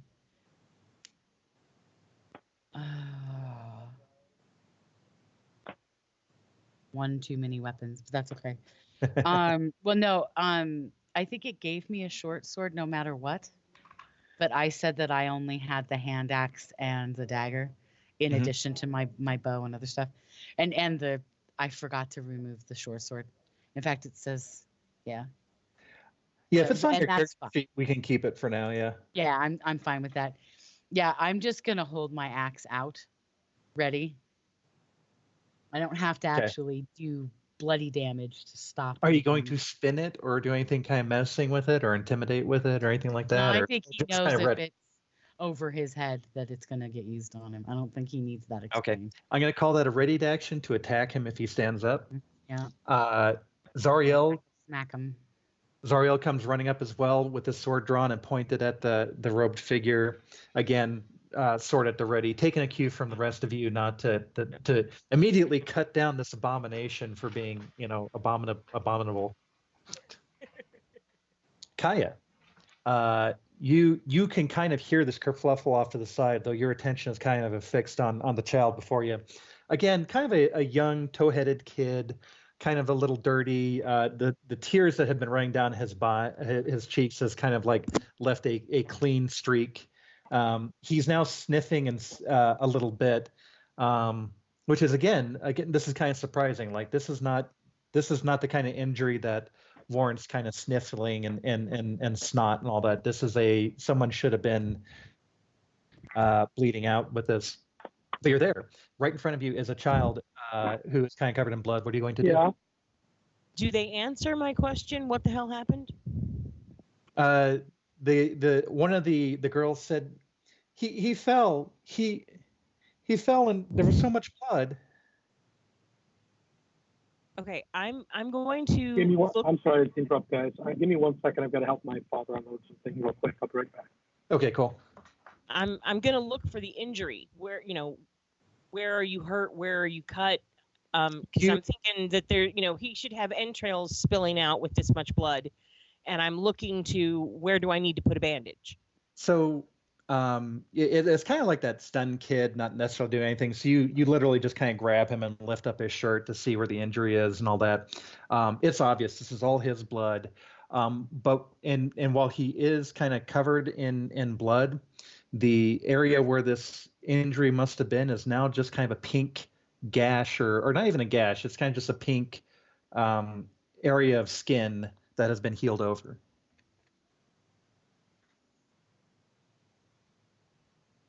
But the shape of this irritated skin does match the shape of this crook, the sickle. sickle that would have been embedded in the side. Now, this isn't your typical kind of thin-bladed sickle. This is a thicker bladed sickle for doing thicker stalked stuff. But apparently, like he might have been swinging around as a sword, maybe tripped onto it. The injury is kind of like someone had landed on it. It didn't necessarily get swung as it fell into. I want to examine the sickle. It's kind of covered in. It's got a little bit of blood on it, like it had actually been embedded in someone not too long ago. I do not have detect magic, or anything helpful like that. But do I recognize? I mean, this is obviously a work sickle, a farming implement sickle. It is not some sort of magical implement of religious artifact. This is just kind of an old, slightly rusted farming sickle. There's nothing exotic or fanciful about it. It looks quite plain. Never met one, or yeah. But it looks like it was embedded in this child at one point, not too long ago. I'm gonna yell to my compatriots who are holding down the halfling that somebody healed this kid. He is not dripping entrails as he should be. What the fuck? Now, you said this guy that I tackled, his hand was covered in the kid's blood, right? Yes. Yeah, but he may have laid on hands. Is this the guy who tried to heal him and I just tackled him to the ground? Hey, he shouldn't have run. So next. So I'm going to relay that information to my party. You've now become the Keystone Cops. You shouldn't have run. I'm going to tell the kid to sit the fuck down because even if he is healed, he is still missing a lot of blood. And I'm going to pick up the sickle and look at it closer. Okay. And test the edge with my thumb and that kind of shit. It's a good sharp sickle. While it is kind of been used and it does have a little bit of tarnish and patina to it, it's a pretty sharp. Should not have been used as a toy kind of sickle. This kid should have bled out and he should be dead, and he's not. And at this point, a couple of the kids, like thinking that they're going to be in trouble, start bolting. Although the little girl who was talking to you and the injured boy are still kind of sitting there, just kind of dumbfounded by what's going on. Right. Okay. I'm going to, ask their names and that kind of shit in the meantime. Okay. It's Sven and Claudia pretty much, and like, but like Sven is like not talking, like he's kind of like checking the injury himself and all that. He stopped kind of sniffing and kind of sobbing and is just kind of like looking at what happened here. And then the little girl Claudia says the little boy in black helped, and just kind of like again dumbfounded, not knowing what's going on. Okay. Vosh, are you back? I am back. So you see this. You were there. There's, Kaya's been examining the sickle. She yanked up the shirt of this kid, but you clearly see that someone cast a cure or some kind of restorative magic on this kid. Okay. They haven't killed the little gnome thing yet, have they? No. No, actually, I forgot the little gnome things initially. So the little figure, I'm sorry, so that was 18. I'll come back to you, Vosh, I'm sorry. The figure that you've just thrown to the ground holds up its hands and says, "I did not hurt the little one. Do not." Insight check. I did not hurt it. Insight check. Yeah, what would you like? Don't kill Dobby. Don't kill Dobby. Right. Why did you run? It was clumsy and it fell. I did not. Don't hurt me. Why did you run? I'm not liked. Is it telling the truth? Someone asked what the fuck it is. Let me. He was asked, "What the fuck are you?" Let me do a hold on, whisper. I'll come back here. Just to play the devil's advocate, that's not a very reassuring question if you're lying prone being held at weapon point. Um, ooh. So you, so Traveler, with your insight check, there's a little bit more to this than just it's not liked. But you know, in all honesty, you don't really like this thing right now, so there might be some truth to it too.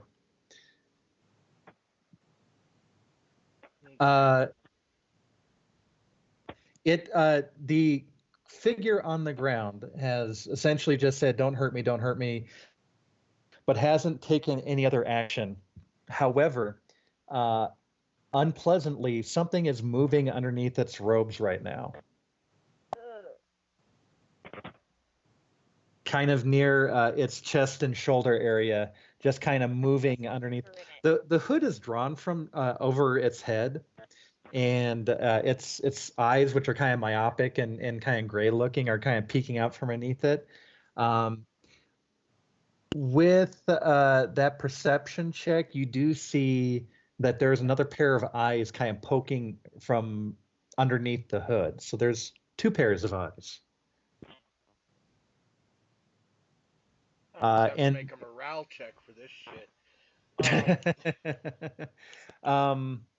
And then let's see here. What is it going to do?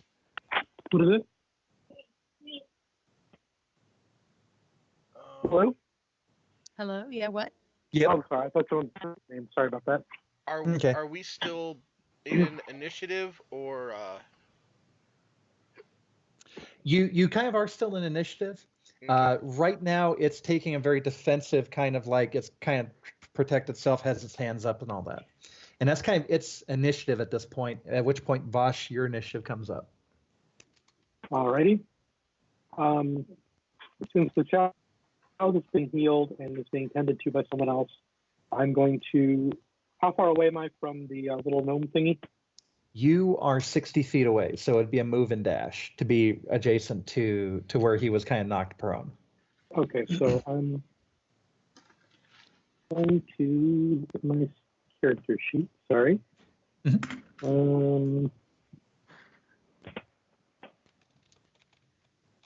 Da-da-da.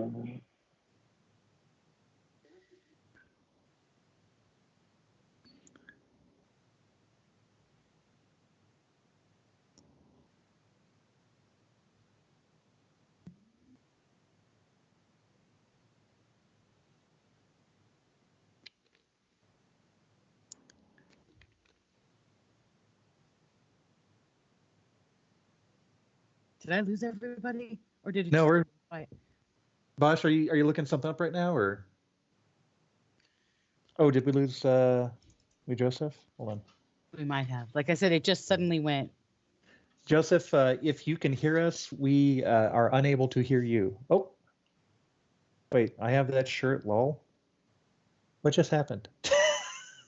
Oh, I that's don't me. know. I noticed there was someone had posted something in the chat, so I was just Oh. responding.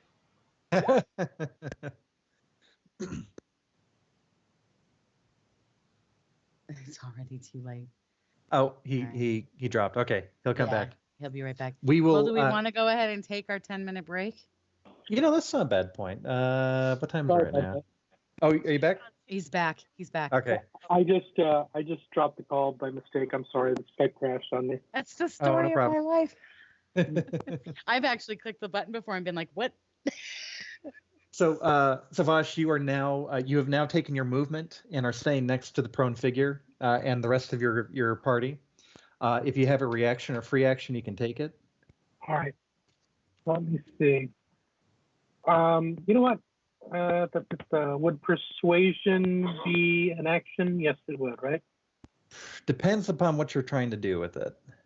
Like if you're trying to convince your party not to kill it, that might be a free action. But if you're trying to convince this figure on the ground to do something, that would probably be an action. Well, then I'll use that bonus action to say, hey, guys, let's hold on a second before we gut it. Right on. You say that, and it gives off a little whimper on the ground. I almost don't want to see guts of this thing.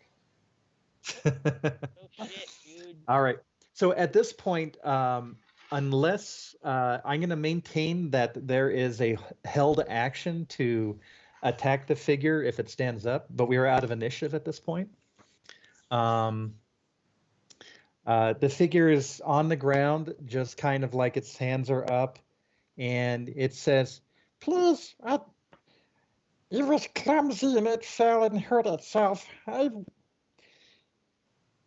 helped it. Please, let me go." Who are you? I'll get take my knee off of his chest and move my weapons away from his neck, but I am Okay. gonna kind of take the tip of my short sword and kind of just gingerly lift the rim of his hood away to shed some light on what this thing might be. Oh, okay. You do that. You kind of push the hood back a little bit, and it kind of goes to one arm and kind of shields its eyes, and some pulpy, fleshy thing that was kind of in the back of the hood kind of scurries down the back of this thing, and it winces when it catches the glint off of your sword, and you see it's like a scaly kind of gross little halfling with larger than natural eyes, with hair kind of falling away. It's kind of pink with bits of scaliness. What is very evident though is while the head is kind of human-ish, the neck down appears very scaly and reptilian. So we just captured Gollum.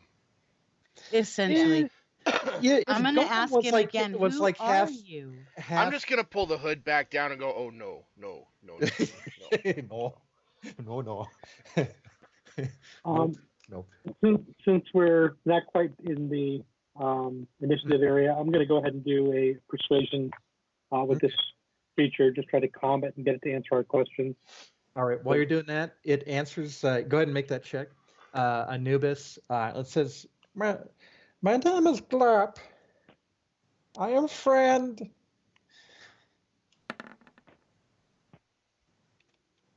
So Vash, you say essentially we're not going to hurt you.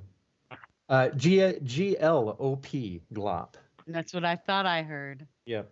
God in heaven. Do you play with the children, Glop? So Vash, I'll let Vash use his persuasion check, and then he'll answer that. Vash, what are you going to say to him to kind of with that persuasion? Little one, if you answer our questions, provided you have done no harm to this child, no harm will come to you. It looks up at you and nods and begins to stand up. Now, is anyone going to take the I'm going to gut it action, or are you just going to withhold it at this point? Withholding, but still ready. Okay. Okay. What is your new ready action? Gutting the fish. That's my ready action. But what is what's your trigger? Just like, is it if it runs away, or what do you kind of? No, if it runs away, I can just easily catch it. But Okay. if he like casts a spell, or draws a weapon, or that little whatever leech thing crawling around under his robes makes a move, yeah, they're getting a really bad paper cut. Got it. Okay. It stands. What Vosh, as you kind of assured as it answers his questions and no one's been hurt. It nods and begins to stand up and kind of like pulling the hood down, and you get the impression, at least passive motive, is that it's hurt by the light. And then to your question, Anubis, it turns, no, my master does not let me work on the children, the young ones. I just watch. Well, thank you for saving him. He had potential. It would be a waste to let him die. Who is your master, Glop? He becomes quiet and kind of looks up at you. He's squinting because, again, it's kind of a bright day and all that. And it pauses for a moment and then says, I work with Master Koval and he points in the general direction of the sanctuary, or the not the sanctuary, but the shrine area. Where we just came from. Yes. Is the master going to be mad at you for helping that boy? Do we need to go and speak to him? Now, you may speak with the master if you like, but he has no. He works with the people as I do. Koval, what do you mean when you said the boy has potential? He looks and says, all young things have potential. He may grow to become great. He should not die because he is clumsy. How very progressive. What is it your master does in the shrine? What role does he serve? He is priest of Mystara. Priest of who? Mystara. Mystara. You do not know Mystara? Oh. Priest of Mistral? I have some literature if you're curious. Yeah. I'm sure he does. Goddess of magic. Mystara is goddess of magic, knowledge. Yes, knowledge. It's now at this point, do you guys still have your weapons out? Are you sheathing your weapons? I'm keeping my mace at my side at the ready just in case. Okay. And my Anubis shield has in my resheathed. hand. I'm gonna sheath my short sword, but the dagger is staying kind of tucked underhand, Okay. behind my wrist. I think I could probably take this thing down with just a dagger attack, but yeah, I'm gonna keep my dagger palmed and kind of tucked, just hidden behind my wrist. Okay. Glop, are you a priest as well? No, I am not No, a he's a priest. slave. I am a disciple of other things. What are you a disciple of? I do not talk about it. I'm just like a wizard. Are you like a Then- druid, Glop? As you say that, something kind of moves under its robe to the other shoulder, unsettlingly. I'm sorry, and what did you say, Vosh? I was going to ask him if he was a druid, but now Druidic, I'm yeah. barking up the wrong tree here. Do you ask if he's a druid? Yes. No, I do not. I do not practice druidic. Do you have a patron, Glop? Yes. No. What do you mean, patron? Is there someone that gives you the magic to use? It pauses for a moment.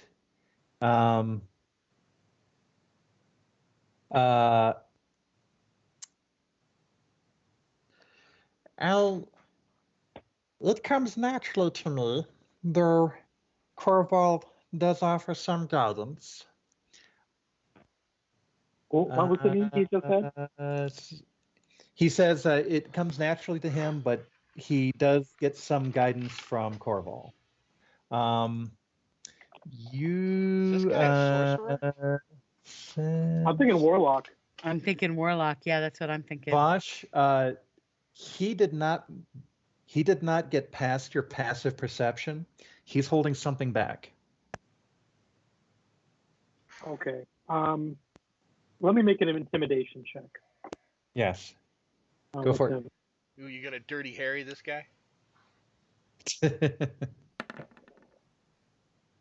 Oof.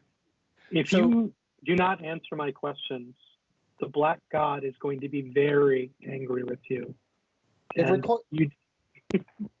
It recoils at that and says, I do not speak of my patron. It is not for you to understand. It is personal.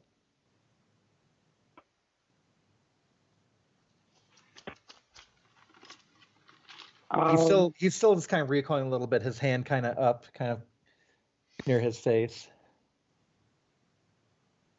Is your At patron this part of you? I'm sorry. Go ahead. at this point, some of the farmers who are nearby are also kind of arriving on scene. Yeah, I would really rather not get him beaten or ruined. He just did do a good thing, regardless of what else is going on.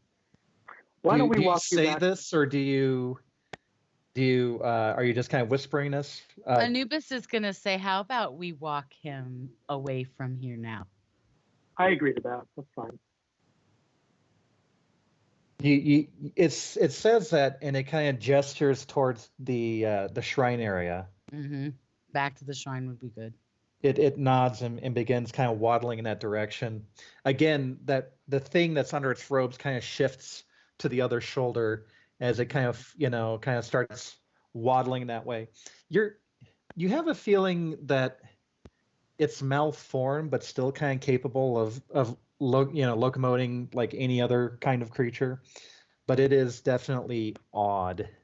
Or he has a friend that hides under his He has robe. Yeah. a familiar, or he has Mhm. Voldemort stuck to him, or something.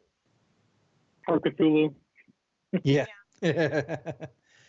So it I don't walks think ahead if of the. he worshipped Cthulhu, he would have saved the little boy.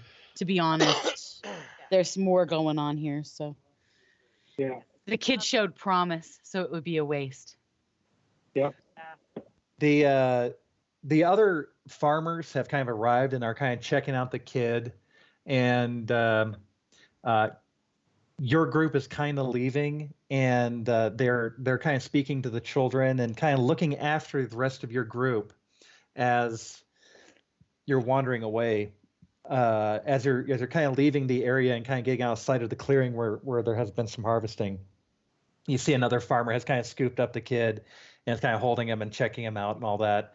But no one is necessarily approaching your group, although it does seem like the current fear or concerns have been allayed. You then start heading towards. You essentially have to hop over a kind of a short fence back into I'm the. still with the kid. Oh, I'm sorry, Kaya. So Yeah, you. Kaya's still. I'm sorry. we I thought left her. Kaya went over there. So Kaya, No, I'm still at- with the kid. let's resolve that real quick. So Kaya, you were with the child, and you did you want to ask the kids any more about what happened? No, but when the farm people arrive, I will have some questions. All right. So a farmer kind of comes, busting through the corn and kind of comes to you and runs up to the kid. Are you still holding the sickle? No, I've put the sickle down kind of tucked it under my shin. So that I know where it is and no one can be touching it, because I don't think the little kids need to be picking the fucker up again. Okay. And I've kind of kept my party out of the corner of my eye, but I'm kind of shielding the children with the bulk of my body from them. Not because I don't trust them, but because I'm, to keep my body between whatever that little thing is and them. But I'm kind of keeping my party out of the corner of my eye. And when they start to get up and leave, I just kind of wave at them like I'll catch up later. Got it. So they're still having the conversation and dialogue with the kobold. The farmer comes busting through the kind of the corn. He has a hoe in hand, and his kind of like running up to you, and slows down when he sees you next to the child, and the kid kind of covered in blood, and he gets that kind of weird little face like, oh shit, do I have to square off on this? The little girl who was right there is running up and says, no, she's helping. And are you going to say anything? It looks like the farmer is like kind of concerned about what's going down. Well, I'm just gonna, I'm not actually touching the kid right at the moment. I'm just gonna put my hands up in the, I'm unarmed, don't, peace be with you kind of gesture, and say, the child fell and was healed by another party. I came on the scene after it happened, but all seems to be well at the moment. He hears you and just starts walking up. He's now kind of lowered the hoe to his side, kind of switched it to his other hand, and is walking up to the boy. It's not like familial, like this is his kid, but he grabs the kid's shirt and kind of lifts it up, and again sees the same thing you saw, where there's this pink patch of skin where a wound was before, and of course blood-stained clothing and all that, and kind of looks at the sickle on the ground and looks at you and then looks at the kid, and then again goes in the same kind of dialogue with the children, like what the hell happened, and the kids, who are now a little bit more, now that there's more adults on scene, I need an adult. They're just kind of like all gathering at once, like Sven's Now Sven we have was a story playing, to tell. Yeah. yeah, was playing, with his sword and was chasing, Call and blah blah blah, and he tripped and fell and he hurt himself, and the little boy in the robes came, and they were kind of gesturing towards the sanctuary. You have a weird feeling that maybe he thinks that a priest came by to heal him, but he's just kind of like almost like waving the kids to be quiet and all that. As more farmers kind of come up on the scene, the situation is kind of diffused at this point, and people are just kind of checking on the kids. Some are grabbing their kids and kind of pulling them away. And finally, what looks to be the father of Sven, the boy who had the injury, comes running up and again just kind of grabs his shirt. Sven's trying to explain what's going on, but he just kind of grabs the kid's shirt and lifts it up, sees that there's no injury now, and just kind of grabs him, picks him up, and holds him. All the while you're kind of seeing this. They might throw a couple questions your way to kind of confirm what, because you're the other adult on scene, but otherwise the scene's kind of been diffused at this point. Kaya, at this point, it looks like the robed figure has stood up and is trying to lead the party back towards the sanctum, the shrine area. Does it look like any of the farmers or anybody are going to know who that little guy is, or do they just seem to take it on faith that it was a priest and having some horrible bodily injury healed is a normal part of the day and they're moving on? Or do they seem to be having questions and untoward ideas of some kind? Are you going to ask? I'm just gonna say, does this sort of accident happen often? Do you usually need to have some representative of a faith come and heal your children? One of the other farmers who was not the father of the kid says, no, this doesn't happen. I mean, people get hurt. I think farming accidents happen, and sometimes priests will be called in, but I don't know. This is. They are also kind of paying attention to the other group with the little figure, and one individual in particular, a woman who has kind of run up to hear the commotion, who is kind of like in an apron and all that, says, "Oh, was it that little foul thing that's always skulking about?" What? And she's gesturing towards the Perfect answer. We're not even there, and that was the perfect answer to that evil question. and I'm just gonna ask. Oh, I don't know. What foul thing? That's what she asked. Yeah, she was like, "What foul thing?" I don't know who healed your child. She kind of like gestures past you towards the group and the little figure. I'm just gonna nod and say, what do you know about that person? It's one of the pets of a mage nearby. It's just this foul little creature that's always skulking about, especially at night. Come on. And she actually like grabs one of her children and starts scolding them and leading her kid out away from this. In fact, that kind of begins a domino effect of everyone else kind of grabbing their kids or ordering their neighbors' kids to go home and all that and get the hell out of here. The thing you call foul saved this child's life. This child should have bled out and died of his injuries. Make a persuasion check real quick. Him. Do they even? Oof. No persuasion. Just they all still think he's a foul thing. His You cover you is say not that, and blown. you say that, and she stops to look back at you, and then looks back at her kids and nods. But for whatever reason, she's still kind of locked in a train of thought. She says, "Well, don't be playing with that thing. And then just kind of leads her kids out and all that. Let your There's no persuading some people, honestly. Yeah. Just do they all leave? They all disperse?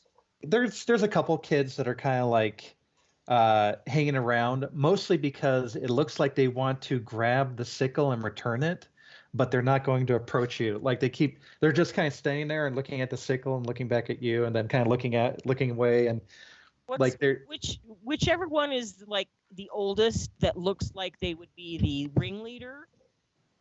the ringleader was probably led away, but of the two children, there's an older girl who's probably 14.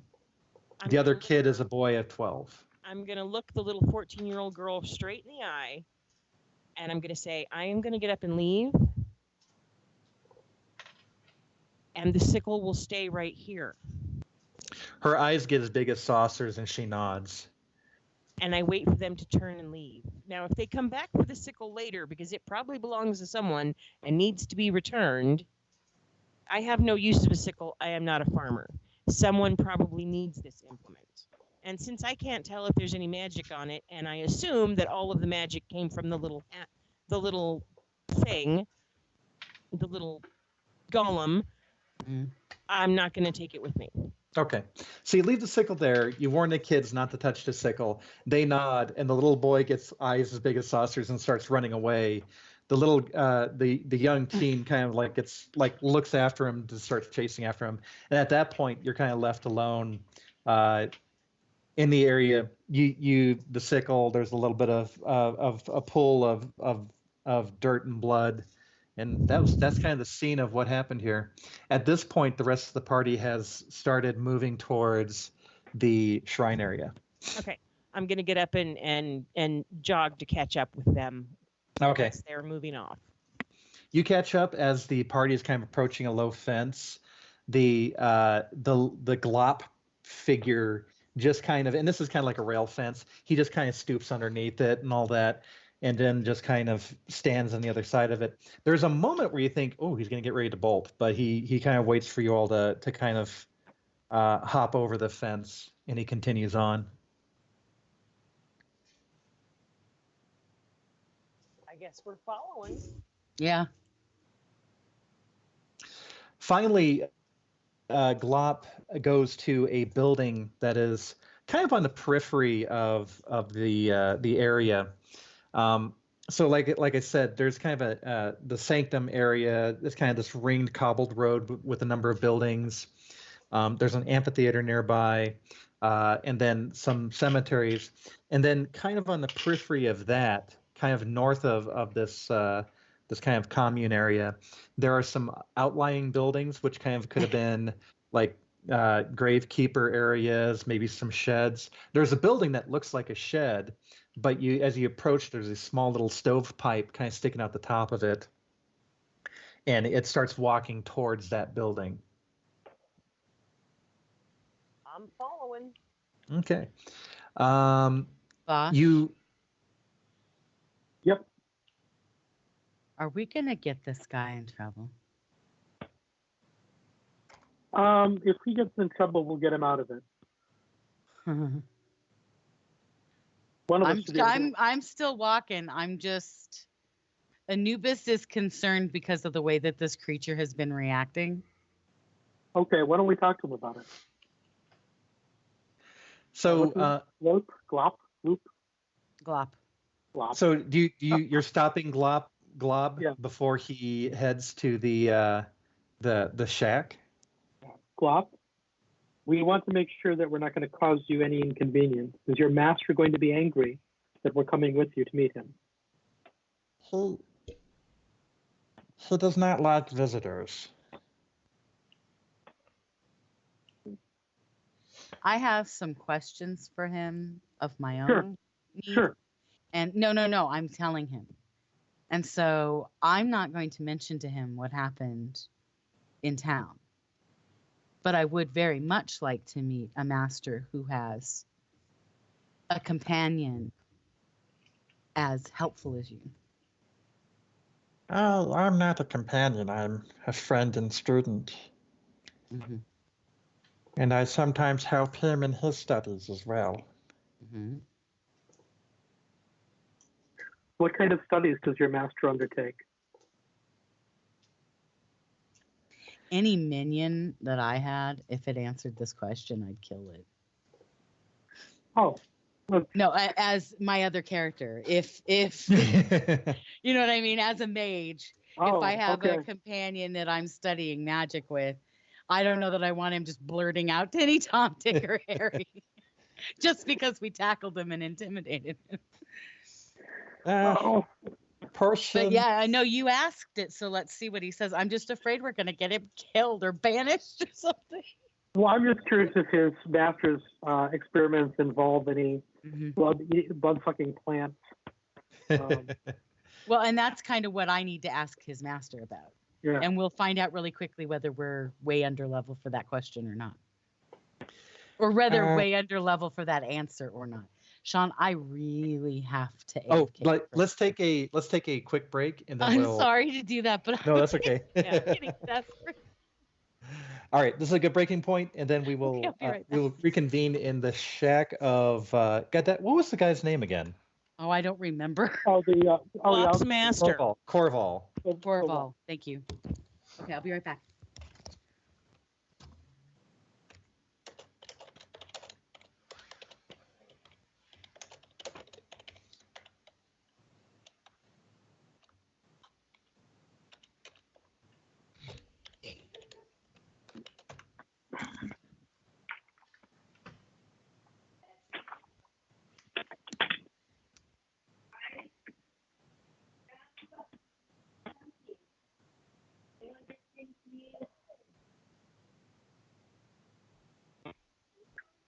Hi. Did someone leave some powder on the counter by mistake?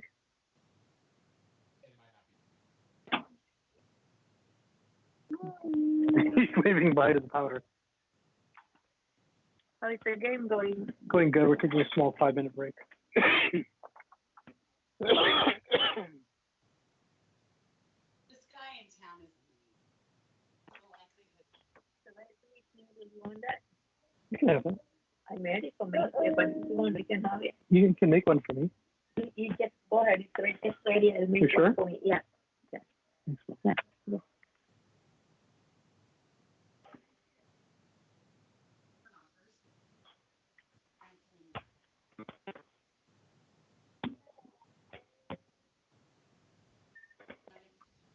Can you grab me a drink from that bag, Mom?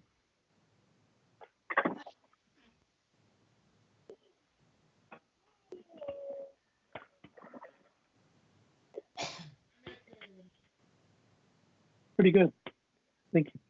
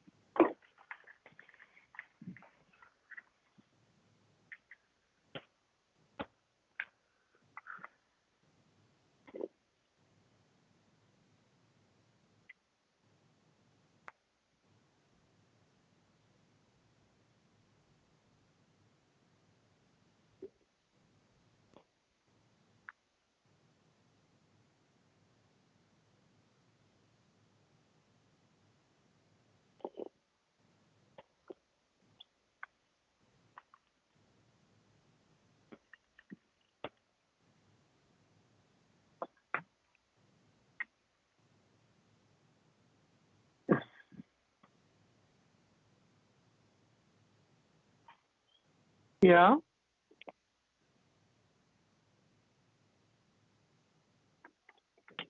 Nintendo. I'll play it for my game, okay? Let me play. We'll go to mass. We'll come back and play some more. Okay? Love you. All right. Go have fun. Did you find your Nintendo? Go find it. Okay?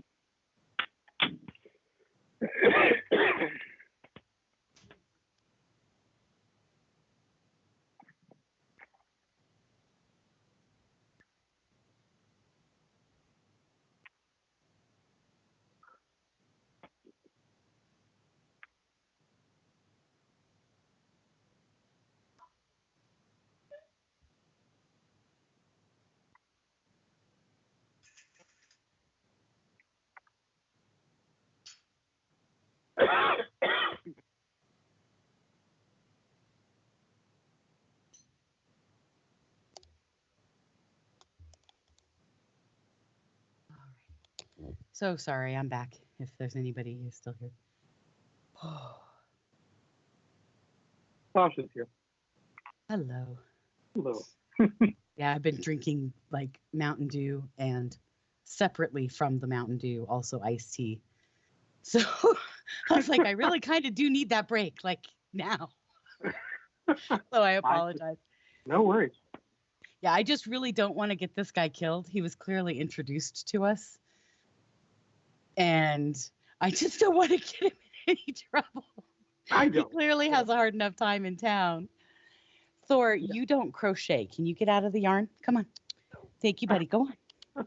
Go on. No, you only felt the yarn. Go on. Thank you, sir. But Mom, he wants to help. No, he wants to sit on it because they're yarn babies. Remember, he likes the wool yarns. Like he wants to like nest them and lick them. He thinks they're babies that need care or something. I don't know. Remember I was telling that story when I was dyeing yarn? He keeps stealing them because I'm drowning them. It's like the weirdest thing in the world. He'll steal yarn out of the bucket when I'm dyeing it. Oh God. Because they're tiny little. Yeah, he's like, don't do that. The babies. Yeah, Mom's killing the babies. Like, no, I'm not. So funny. We're traumatized. Thor. Well, when we play cats meowing or sounds of kittens in the house, he's the one that responds in a, oh my goodness, something's crying. We have to find it way. Sully's like, what is that? Make it stop.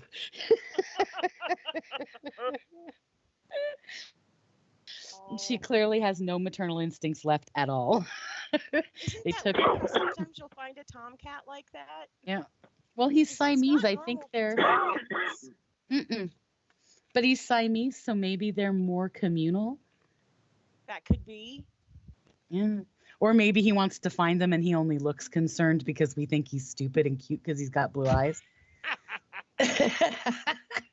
It's all a ruse. Yeah, well, No, he's an awfully sweet kitty. I think he's looking for them because he's worried. Yeah.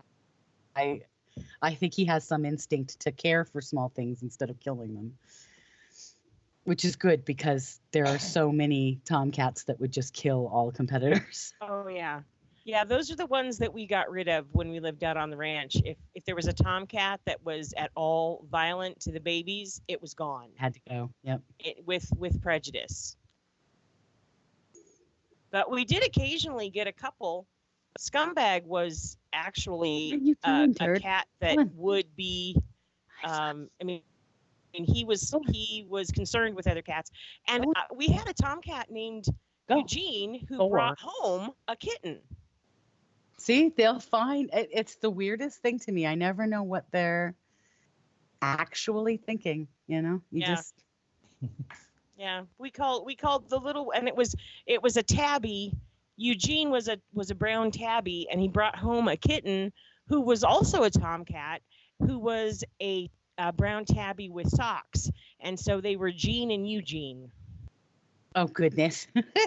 Because I was a teenager and not the brightest bulb in the chandelier all the time, and they were twinsies, kinda. He brought his son home, so I called him Gene and Eugene because it was, dad and son. And they stuck around for a long time. We had them for quite a number of years. Where the hell is everybody? Does it take that I long am to pee? here. I have ped. Boss is here. Peated. I'm so sorry, Sean. I was just admitting to Joe that I've had nothing but iced tea and Mountain Dew all morning. And so, God. when I Great say I point. gotta go, I don't mean I'm gonna be gone long, but I gotta go. Your eyeballs were floating and everything in between. Yeah, well, and I know that the bathroom's only like 10 feet behind me. All right, I'm back. So like it's worse because I know how close it You're so close but so far away. Yeah, I'm a big baby. All right. Well, my only goal in this, just so that everybody knows player to player, is I don't want to get this guy killed.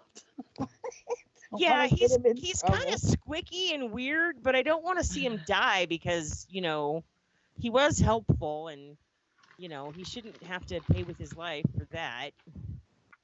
Yeah, well, some people who believe that they are superior find all things not like themselves to be inferior. Well, you know, And Kaya some doesn't people- like that. And some people who believe themselves to be superior are absolutely unintimidated by the difference. Yes. And I have decided that that is Anubis's thing. He is not, your difference does not in any way jeopardize him. So Well- he does not want to get this thing that just saved somebody. After trying to kill him, he doesn't want him to get killed. It is a razor-thin line that rests between confidence and arrogance. Yeah. Well, and Yep. I believe that arrogance is the low self-esteem replacement for self-confidence.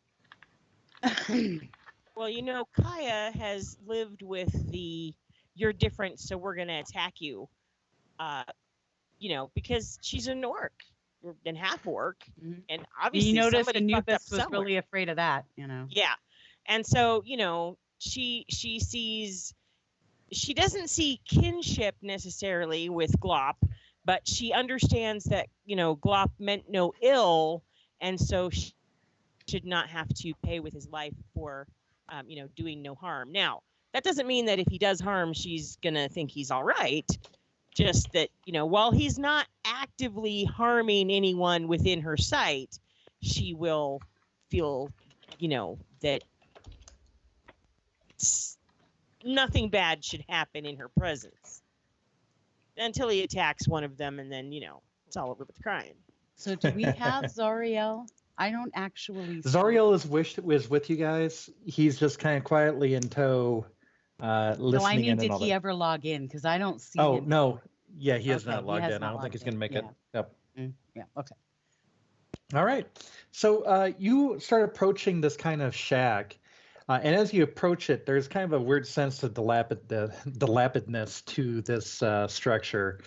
There is nothing priestly or regal or anything about this. While the other buildings in this commune are well, not necessarily lavish, they're well maintained or stately. This is just one step removed from a hermit or a bum. Hmm. Yeah, And I'm learning as- an awful lot about this township that I don't like, by the way.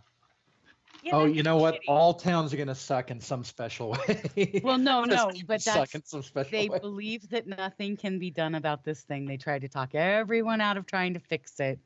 And one of the few people in town that we've heard of that might actually potentially be able to fix the thing, just based on the fact that he has abilities other people don't have. Look how he's living.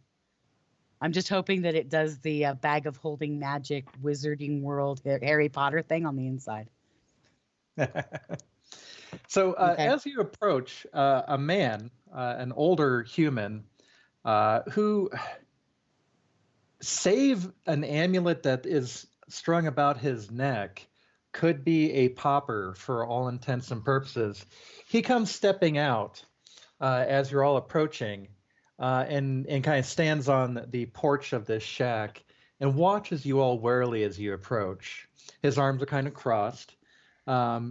Not necessarily disapproving, but not necessarily keen on what is transpiring in front of him. As soon as we're like close enough that I don't have to raise my voice to say anything, Mm-hmm. I'm going to address him. Okay. I'll be like, "Sir, Your companion just helped someone who was gravely injured in town. And because of his appearance and fearfulness around the townspeople, we thought perhaps he needed an escort home. Well, that's very kind of you. I appreciate that. Glob. Or Glob, please. He kind of reaches down and Glob starts wandering on up and all that. And essentially kind of takes the older gentleman's hand.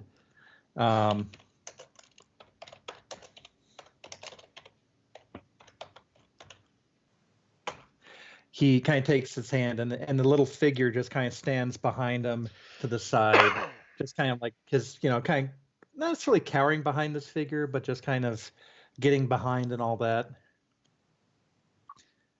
I appreciate that. A lot of the people in town do not appreciate him. Sir, I have a question of my own curiosity. Would it be possible for us to talk someplace where perhaps casual observers won't wander up? He raises an eyebrow and looks around. You actually are on the periphery of anything that's going on here. You, in fact, haven't seen any persons or people in the area. No one from town has followed us up this far. No, they did not necessarily. The way you came in, which by the way wasn't by a path or a road. You literally were coming from a farm, cut a straight hopping line a across. fence, going through a cemetery area and out into some more palatial areas. Yeah, no one's really seen you. And he kind of raises an eyebrow and looks around. Oh, I think it's pretty quiet. Dead aren't listening right now. We are, as a group, my companions and myself, about to undertake. As you begin speaking, he gestures towards a kind of like a fire pit near his home where there's some logs. That's kind of like a seating area. Right now, it's just kind of smoldering, but it looks like it had been lit the night before. He kind of gestures for you all to sit there, and he kind of starts ambling that way. It's interesting. Glob is a little like, no, don't do that. But he just kind of keeps leading. He heads that way anyways. And then Glob kind of follows after him. And then he sits on a log while you're all talking. Mm-hmm. My companions and I are getting ready to undertake a journey to go and figure out what happened to some heroes who were lost here a couple of years ago, trying to figure out what's going on in the surrounding area. Oh, please don't tell me you're going to fall that ass into the grave. That's not our intent. Well, damn it, the whole town, even the maid.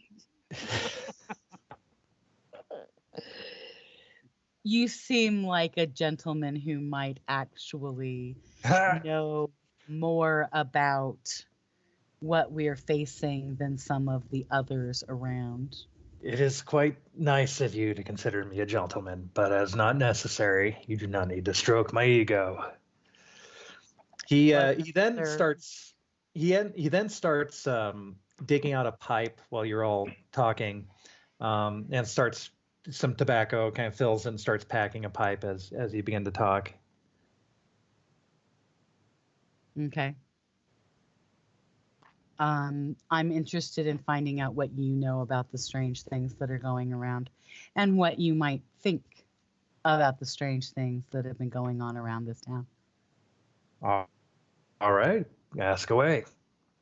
I did. He pats next to the log. There's kind of an open space next to him, and essentially it's like 5 logs that are kind of arranged in a circle around this fire pit. I imagine some of you have taken some logs.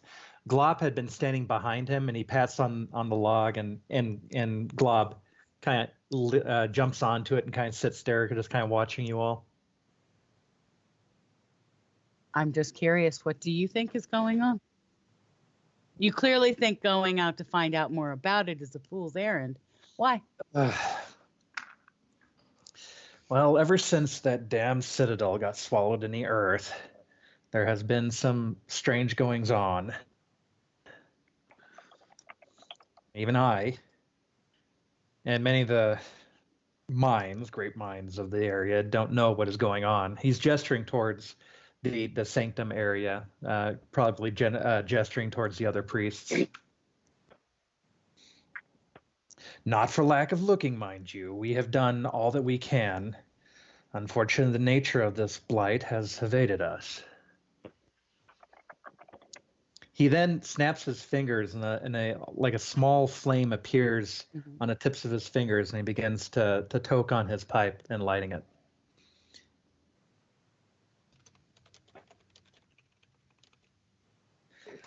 I can tell you that it started, say, 60 years ago.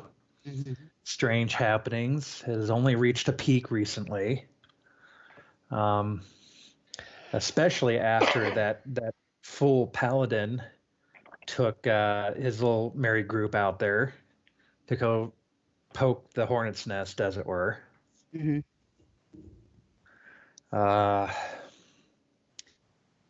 He then starts kind of getting like whimsical, or not whimsical, but kind of like reflective and all that, and starts kind of maybe even like thinking on his own studies and all that.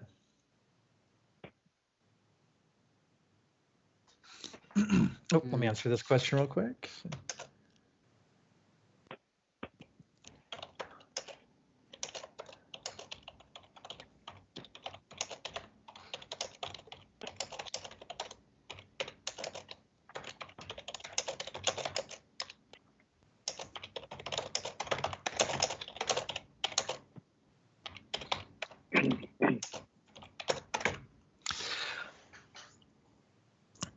He kind of sits back a moment.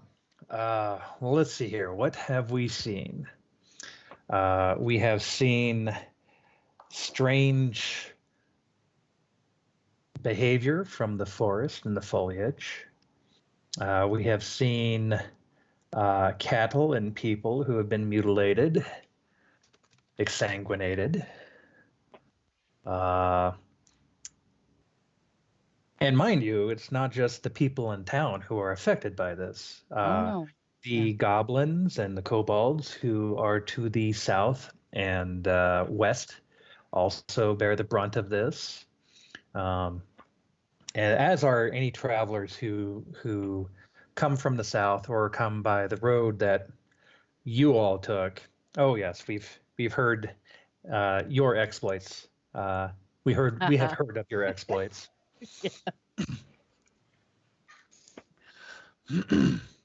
But as to the true nature of this, we couldn't tell you.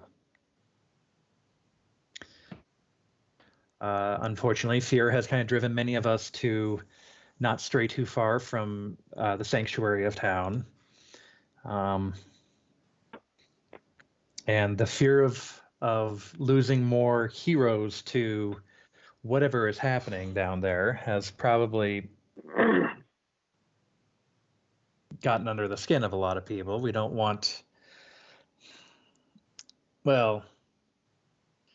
necessarily want people to become despondent. But there isn't anything else I can tell you. I mean, please ask away. So you have absolutely no theories, no ideas what might be going on? Well, it's ancient. It's probably related to Ashranadon. What the fuck is that dragon's name? The dragon. That damn dragon. Although it does not have anything to do with the dragon blight.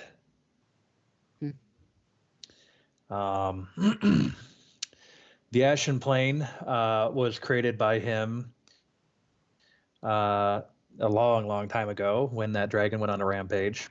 That rampage predated the swallowing of the Citadel into the fissure. But that area has not succumbed to this blight. This blight is mostly the forest and the lands to the south and west, the lands around the Citadel. Well, lay down.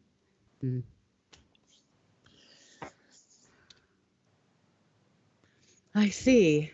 But as to the nature of it, It's not mortal magics. Okay. It's something much, much older. Yes.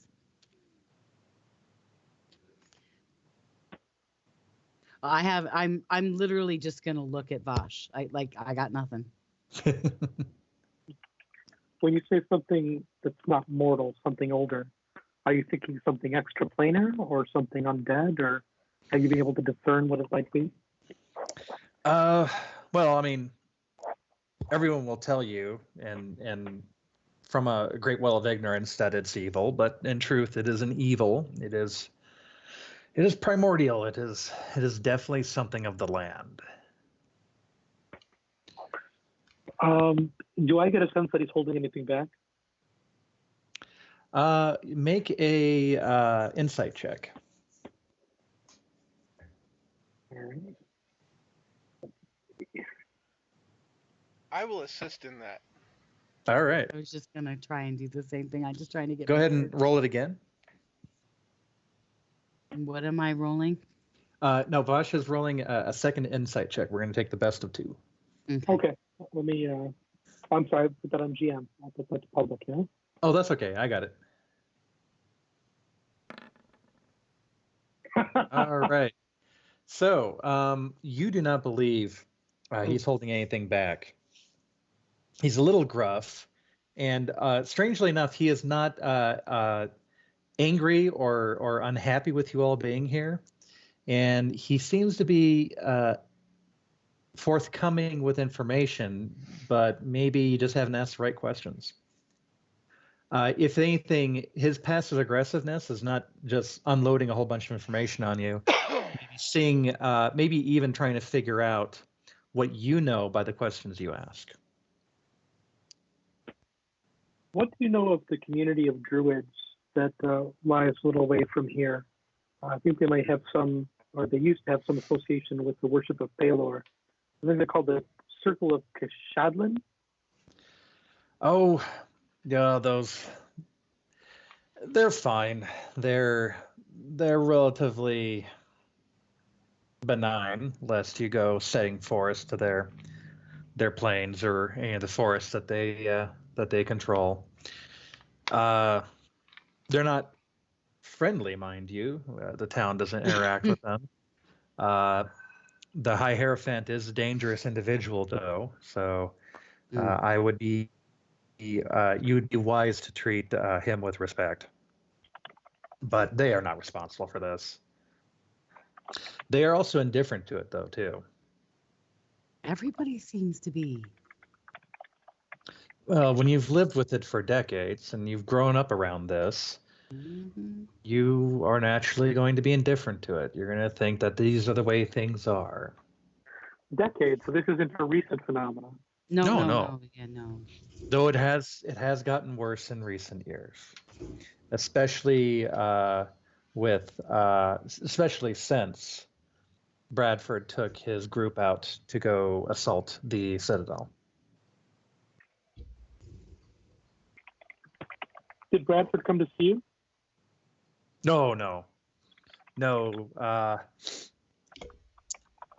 The high priestess of Paelor and I do not get along.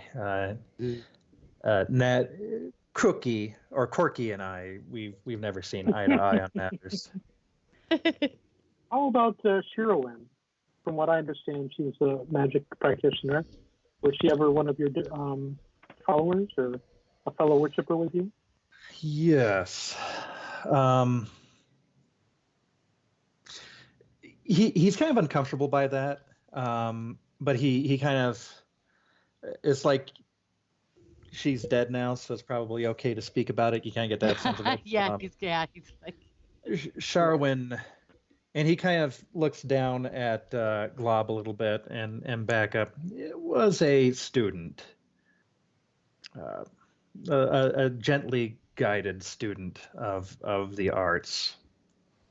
I even loaned her first tome that she studied from. So yes, in a way, I kind of set her on her path. And that is one reason why Carowin probably doesn't think highly of me as well. Okay. What was your impression of her? Was she gifted, intelligent? Oh, Sharwin was tremendously gifted, but brash, much like that ass of Paylor, Bradford. They were fairly young, impetuous, and it got them killed.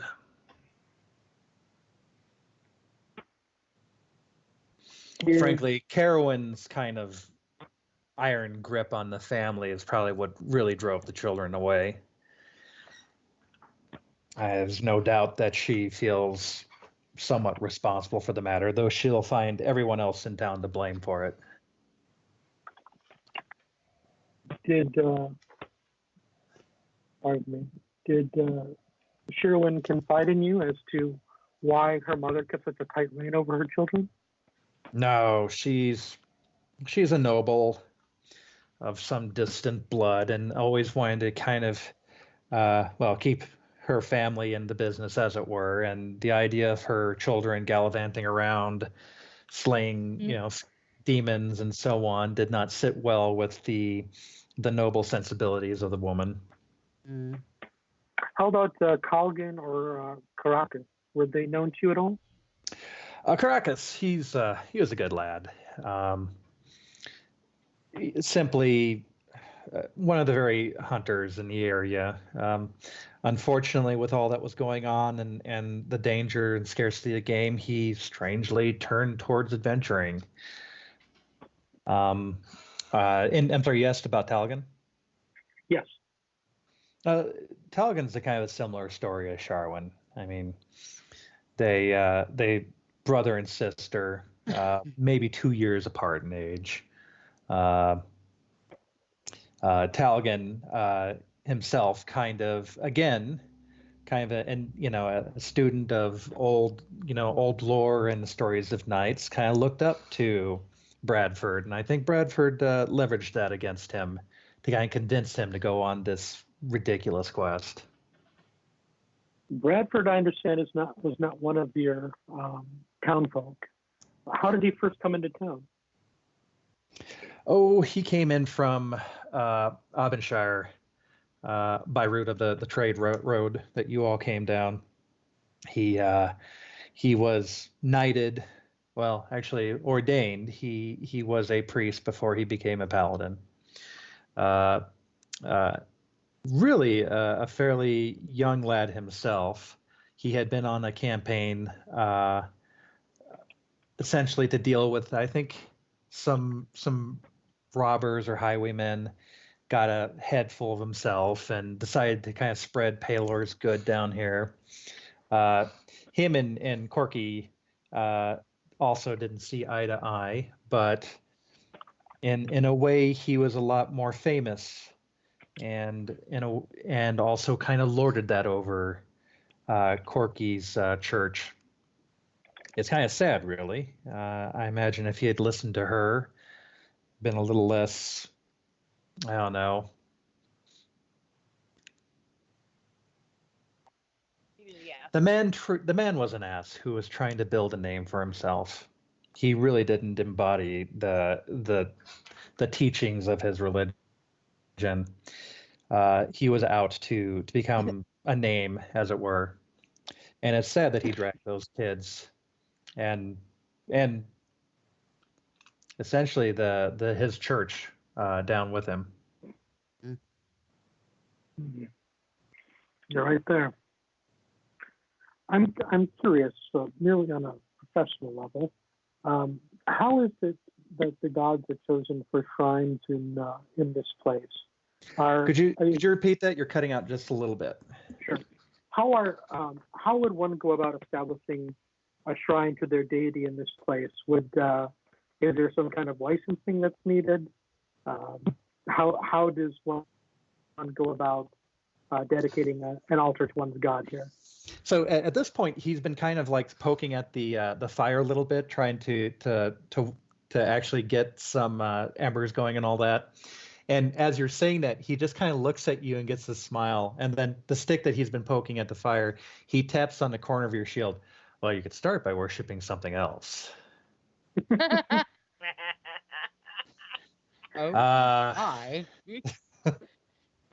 I understand Bane's not looked looked favorably upon down, in these parts.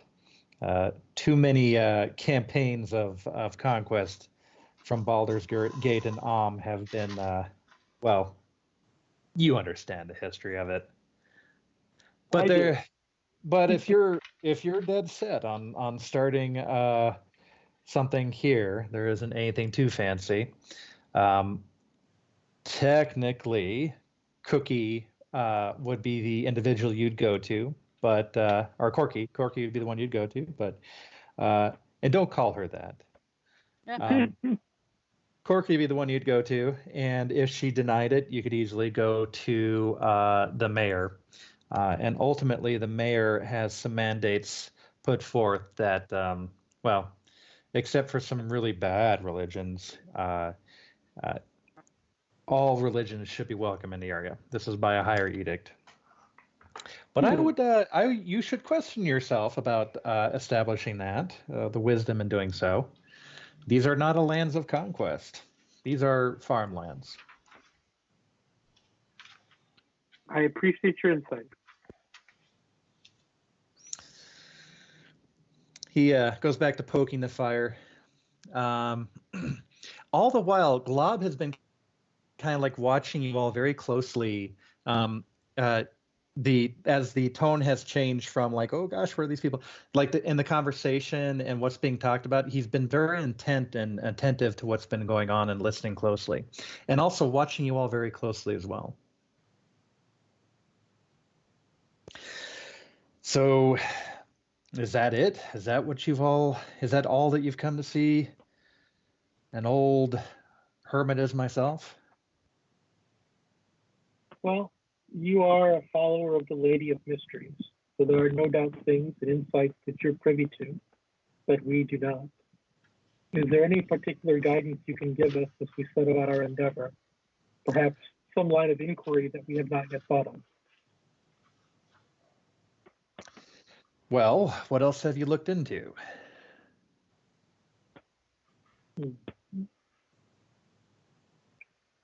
And who has set you out on this quest? I mean no disrespect, but you don't seem to be the kind to be motivated to just go out and do things on behalf of a town such as ours. Well, that's not entirely correct. It's true that for myself, and I can only speak for myself, I enjoy battle, I enjoy adventure, but I also like to see lawful rule and people living securely in their homes. And it seems like good order is being threatened here. With that, he kind of lifts up the stick and kind of and not necessarily pointing in your face, but kind of back and gets the stick pointed at you. That's the kind of thing that Bradford would say. And that got him killed. Well, he did just basically call me a paladin, but I'm not going to kill him. I'm going to let that slide.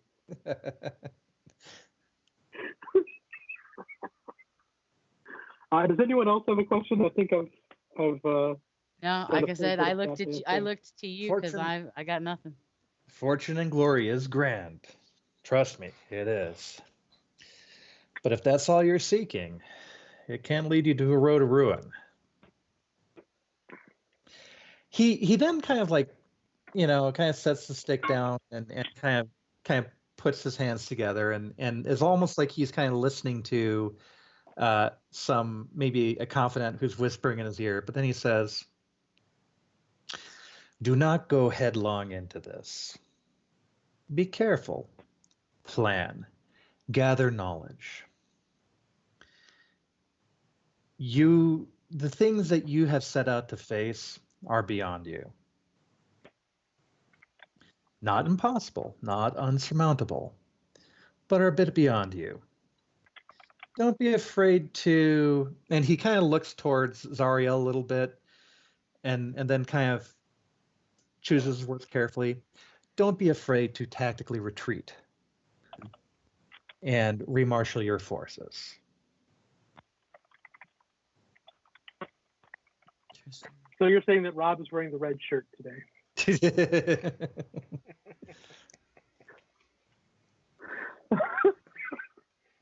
and beyond that, don't be afraid to ask for what you're perceiving as cowardice from the town is really a concern. There's a great deal of brotherly love, as it were, in town. It's hard to see sometimes, but in these dark times, we tend to cling together. And to even see newcomers as yourselves hurt or lost to this, it is hard to bear. If you are dead set on this, don't be afraid to ask for help.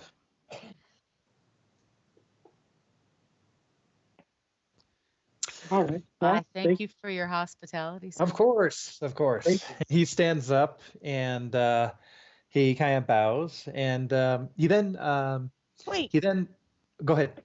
I have one question. Mm-hmm. Why do the goblins let the humans grow the apples? He gets a wry smile on his face. I don't think Is he it was because the expecting goblins that. can't grow them anymore?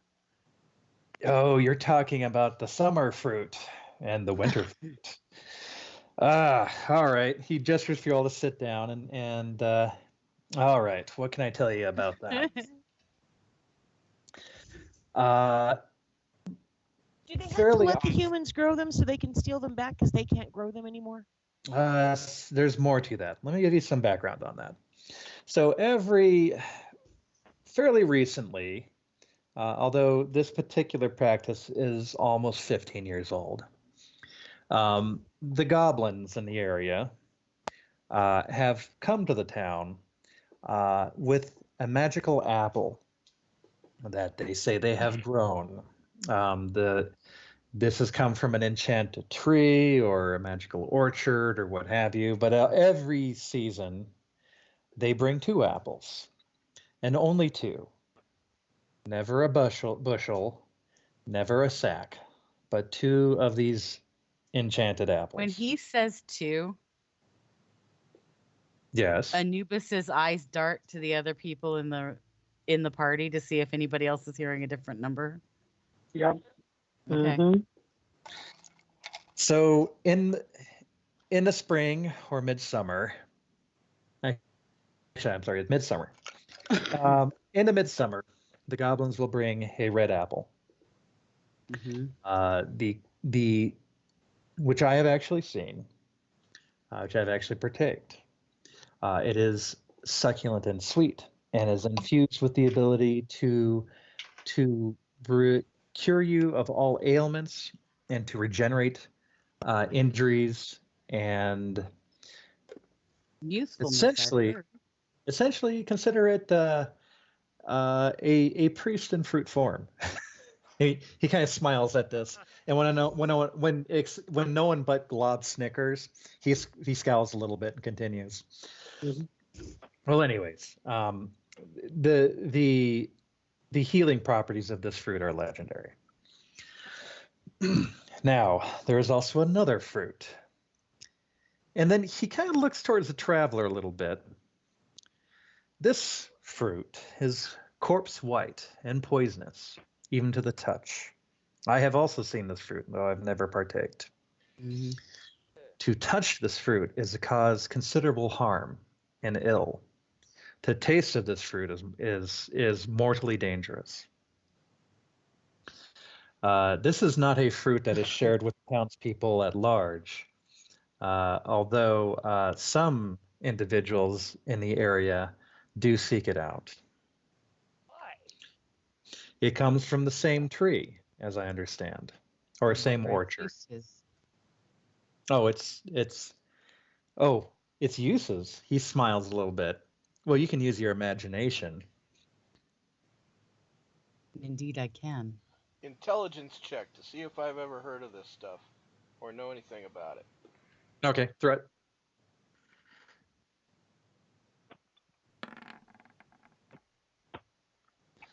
You have never heard of a poisonous apple, although there are, of course, some fairy tales that go along with this. And no one in town has mentioned that there's a poison version of this apple. And you said it's called corpse white? No, no, no. It's corpse white in color. They don't have a name for the apple. But again, only one of these per season. And and when these apples are both quartered, they don't lose their efficaciousness, but if they're reduced more, they lose their effectiveness. I would have to get somebody to take an entire quarter of it. So Yes, a quarter of the apple. Can be poisoned, and up to 4 people can be healed. Yes. And Or killed. yeah, 4 healed or 4 killed. Yes. Okay. And once a season, or once a year, the goblins bring the fruit and auction it off. Correct. Usually during the festivals. Now, the second apple is a midwinter crop. So midsummer, the red apple. Midwinter, the white apple. What do they do with white apple? There are some individuals in town and in the neighboring area that will engage with the goblins and purchase this apple. I only know about it because they invited me to test and examine it. And because, frankly, I'm an old madman and no one would hear me if I told them that there was a poison apple being circulated in town. Have there been Seems any? like a good cover, doesn't it? It Have is. there been any? Have there been any notable deaths in town that you think could be attributable to the apple, the white apple? No. Turkey butt laid down. Not in town. Although the town that you came from, which I forget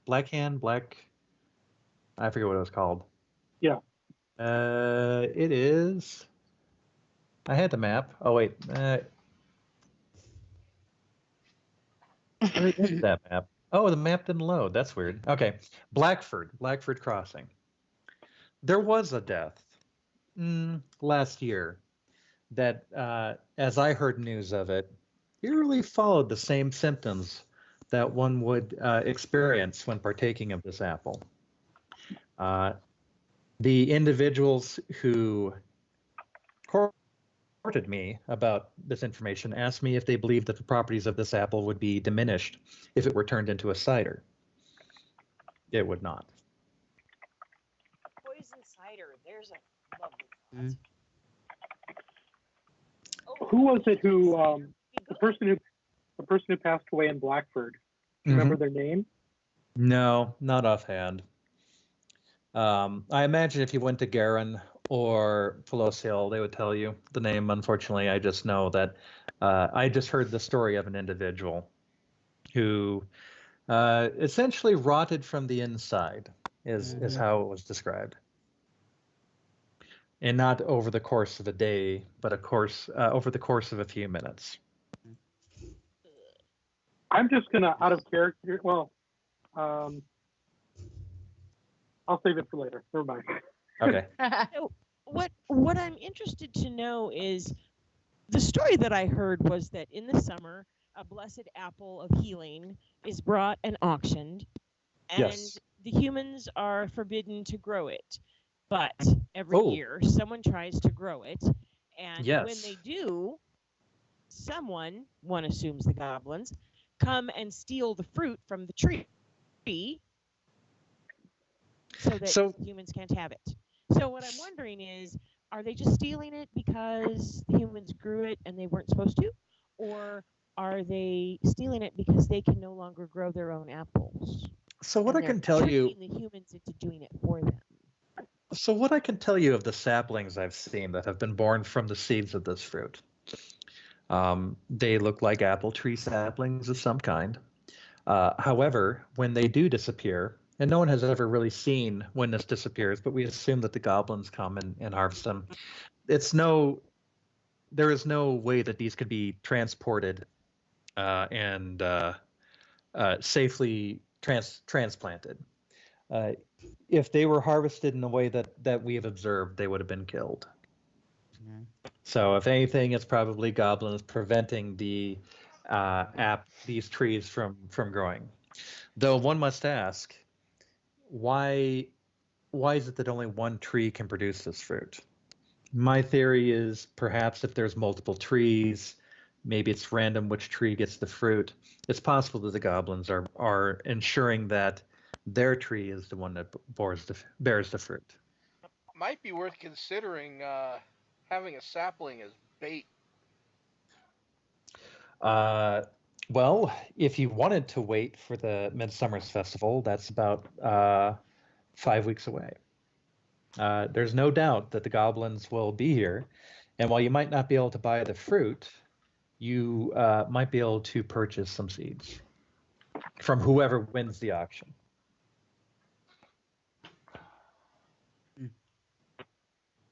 Something for a little further down the road. Yeah, something to think about.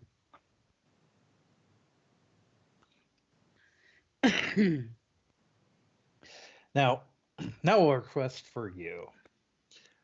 If you come across any interesting information or tomes or knowledge, I will gladly, if you'll allow me, if I may, first right of refusal, would love to purchase such knowledge information. While I'm a bit meager, and he kind of pats himself in means, I do brew potions and poultices, and can offer you sagely advice from time to time. Please consider it if you return, when you return. Absolutely. I'm gonna nod. That seems fair. Have you no regular following here in town to support you the way that the other priests seem to be supported? Oh, I do have some friends in town. I just kind of gestured towards his hovel.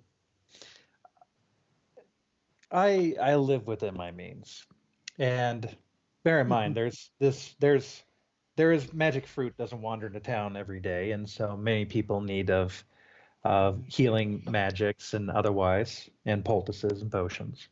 I provide that. I also provide poison whenever you need to get rid of a rat or some other kind of pest. And there are a few in town who still kind of look up to me as a teacher, as it were. So, and please feel free if any of you ever want to follow Miss Dara or some of her teachings.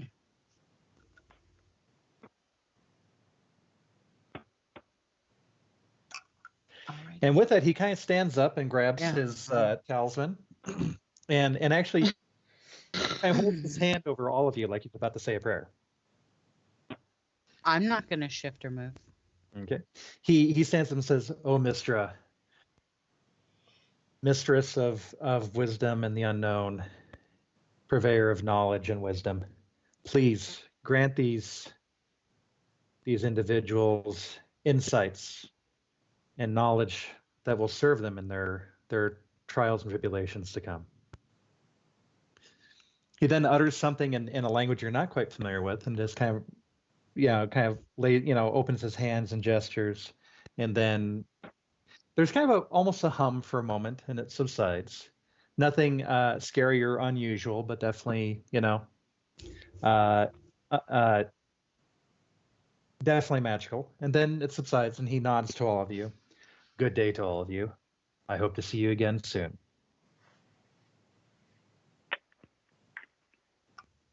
Thank you, sir, very much.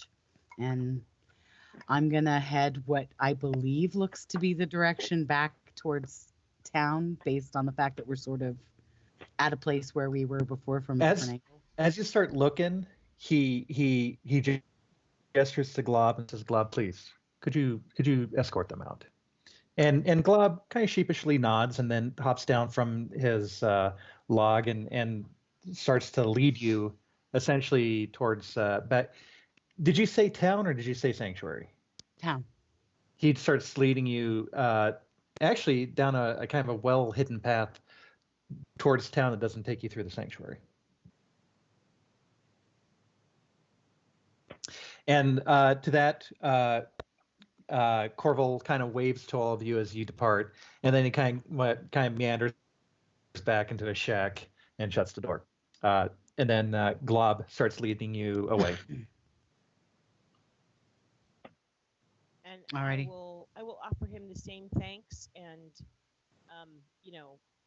blessing of the gods that I did the other we met. Oh, did you? So do you give him an open blessing of Oldamara? Uh-huh. Oh, As I was taught by my priestess. so so there is a gesture that supplicants of Oldamara do when receiving a blessing from Oldamara.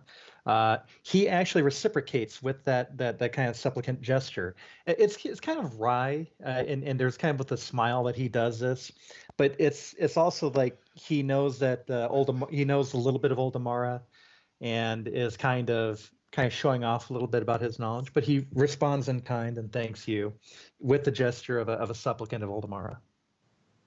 I will smile happily. Mm-hmm. He smiles and then returns to his shack. Okay. Cool. All right. And with that, you guys are on a small path that's kind of leading and weaving back to town. It's kind of evident that this might be the way that Corval kind of goes into town, or at least gets materials or supplies he needs. He apparently doesn't go through the sanctuary part very often. It is not a well-traveled path, but eventually it kind of leads you to one of the dirt roads adjacent to a farm that kind of leads into town. And then when Glob reaches this road, he kind of gestures towards it and smiles, kind of a weird, kind of crooked teeth, kind of smile at you guys. I'll just wave. Thank him. Yeah. Be careful. The sunken citadel is a very dangerous place. Sorry, my voice. I can't do the voice. You're fine. Excuse me. Yeah, really. Please be careful. The sunken citadel is a very dangerous place. Thank you for your advice. Of course. Do you? He stops for a moment, and then kind of puts his finger to his mouth for a moment, and then says, Do you think you would need my help? I'm going to look immediately at Vosh because I actually do. Yeah. Yes, I think that would be a good idea. If you wanted to join us, you just said yourself, it's really dangerous. And we have no healer. Yeah, we do. We have a cleric. "Yeah, you'll be safe in the woods. You have a cleric." Oh, okay. We have a cleric. You also have We're a not- ranger. Yeah, you We will are be not safe in the forest. woods. Okay. Extra healing is always welcome on a journey such as this. Well, and I feel almost like I'm less trusting than you guys. I think the traveler would be just as interested to have him come with us as I am for the same reason. Actually, I want to see what he's gonna do. Yeah. actually, the traveler is thinking this thing is weak. He'd probably be dragging us down. It puts his finger to its mouth and says, My master once has suggested for my growth that I see more of this area, that I see more of the land. And the citadel, and he kind of gestures in the general direction of the citadel. the citadel touches my people, touches my kind in a special way. It has strong histories for us.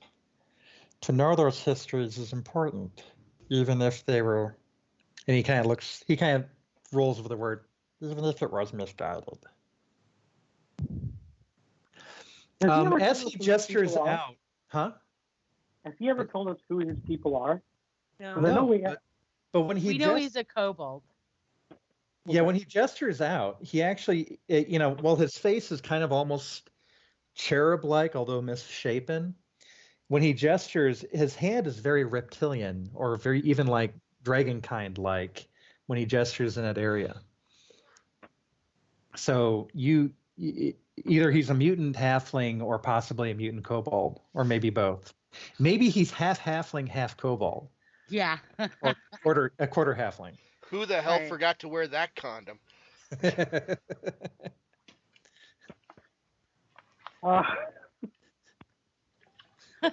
Poor Joe. And I and, think- and those with a high nature skill are their brains are kind of whirling right now about how that's even possible. Oh, wow. If I think that If- it'd be much better to have him with us, Mm-hmm. with us be able to keep an eye on him, rather than, say, him following concealed or doing something out of our line of sight. Or following us around, not knowing he's there. Yep. I'd rather have the golem with me than not. And hey, you know what? I'm a fucking half orc. I'll put him in my backpack and carry him around. Right? God. That's gonna be He's Oh, awesome. not in any Yoda. danger that way. He It's won't need to keep up. Better the It's a devil really you know ugly than the baby devil Yoda. you don't. Yep. He kind of moves a little bit closer and says, if I were to come, I would be an equal. We share treasure equally, if that is what you're asking. Ah. For the reward you seek, I would want equal parts for my own studies and growth. Absolutely. My potential has not been fully realized. and then he puts his hand out to Kaya, who just spoke to him about the equal shares, and puts his hand out like to shake or to make a deal. Anubis is making eye-to-eye contact with Vosh again. Kaya, do Yeah. you reciprocate? Do you shake the kobold's hands? I'm going to say to the kobold, we are equal members with equal vote. Yeah. If you agree to share your knowledge equally, As well. I will agree to companion with you. It is But I agreed. can only speak for myself. It is agreed. And he Yeah, I'm reaches out just his trying hand to towards you. read Vosh's face. Ross is expressionless right now, but he really doesn't want to. Yeah, you're doing as good as the goddamn guy in the mask. I can't get any guidance. I'm gonna go ahead and agree and shake his hand. We're equals. All right. So Noobson, you're the first one to shake his hand. No, No, I I am. believe Kaya was. Oh, I Kaya. am. Okay, so Kaya, when you grip his hand, I mean, this thing probably has a single digit strength and all that. It's not very powerful, but I will it's still be kind of. gentle. When it grabs its hand, it kind of rolls your hand to the side and puts its other hand on top of it, and then kind of traces its little clawed finger up your arm, over some of the scars, and just kind of structures of your arm, and Oh, says, come on, Cat. Sorry, I'm sorry. Go. You have great potential in your. Go away. Go. What I do would- you see when you do that? Yeah. And it's weird. Like you've actually kind of caught it in a distracted moment, and it says, I see the muscle and sinew. I see the "Flush," and it then flips your arm over and kind of looks at your tendons. I see the tendons and the power underneath. And these, It points at the scars in your arms. they're like pages in a story that tell a story of what you have endured. I'm gonna take about 2 or 3 steps back away from this guy.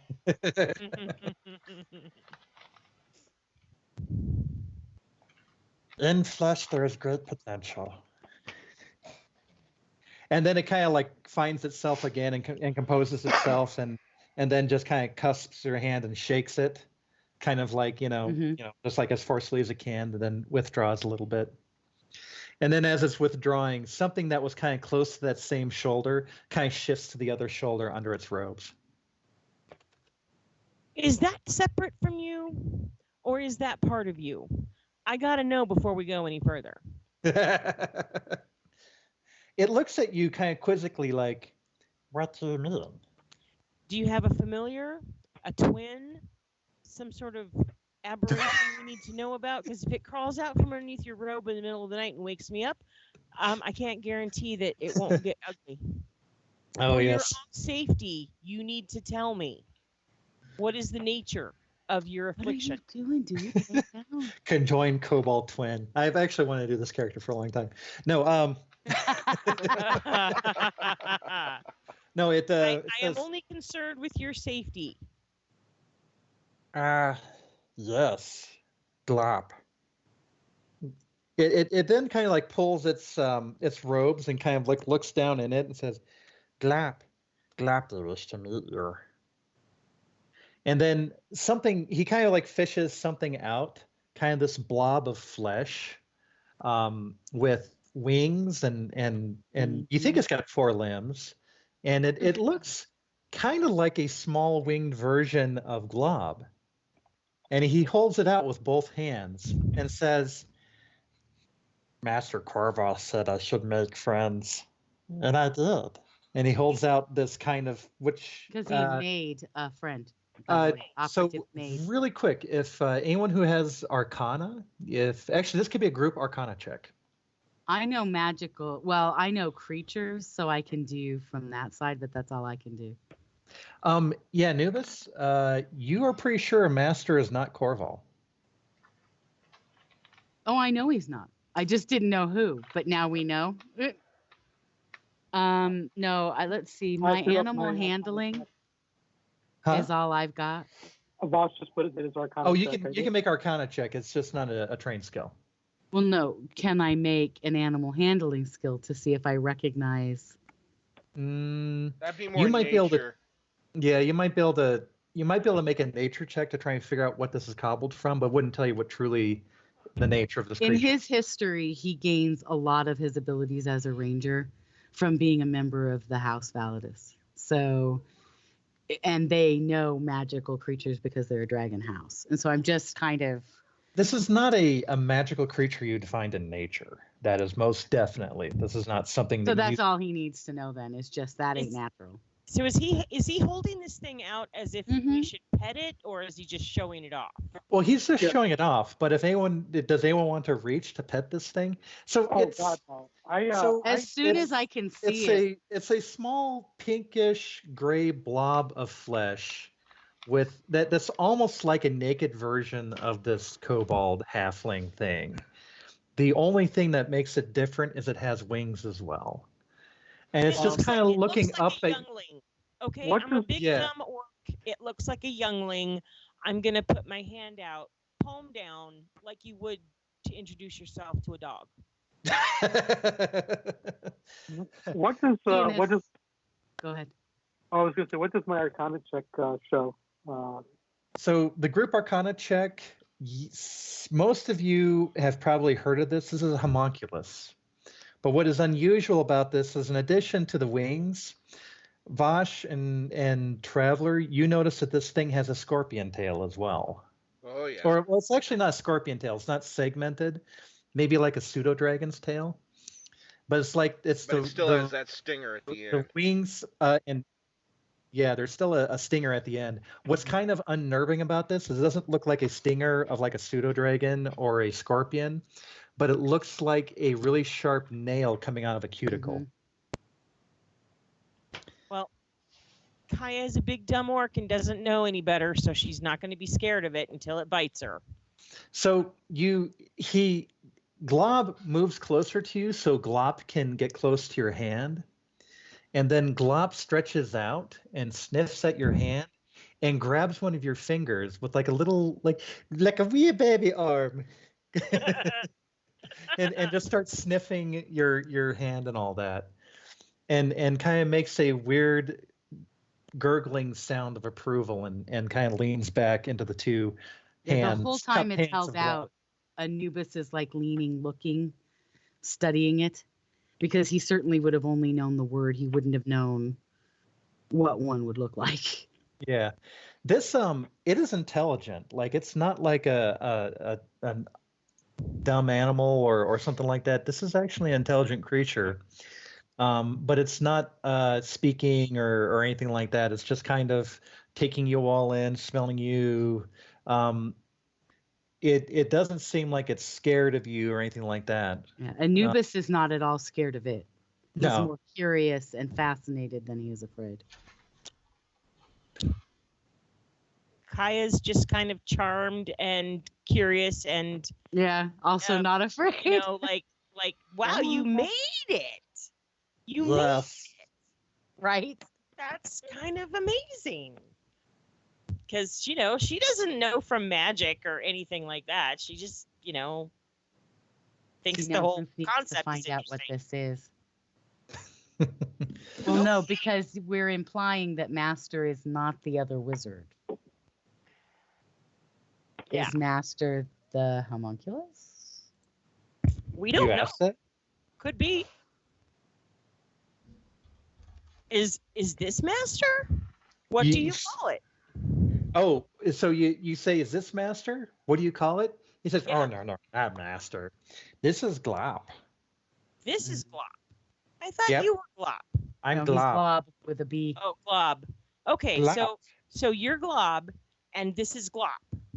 Yes. Just to avoid And confusion. as he's nodding, the homunculus is nodding too. Delightful. All right. Does Glop also agree to share knowledge and be fair with the party? With that, he, Glob kind of like puts his head to the side and then just kind of whispers at Glop. Glop is kind of listening, wrapped intently to this kind of, and it turns and it looks at all of you, and its mouth kind of open and a little bit of a gurgling sound, not a baby gurgle, but more like and it's nodding as it's you're not sure if it's pantomiming or if it actually means what it's gurgling, but it's I'm nodding. going to take it at face value. All right. Stick close to me, and I will do my best to make sure to return you to your home again, here by the sanctuary with your friend who teaches you. And I'll do my best to keep you alive and whole so that you may realize your potential.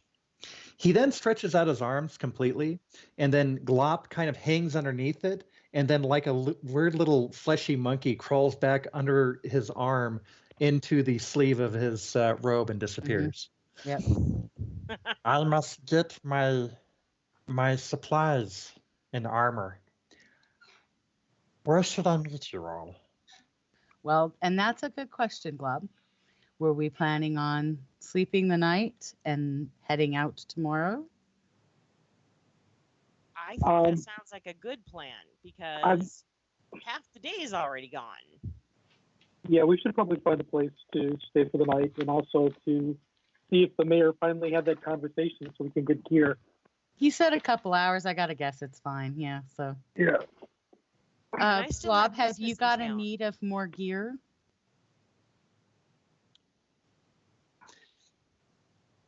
You will Anything? probably need provisions at a minimum. Yeah. Well, what do you eat? Oh, yes, Glob Yeah. or Glop. Glob. I'm sorry, Glob. He says, "Oh, Yeah. I have provisions and food. I will be fine.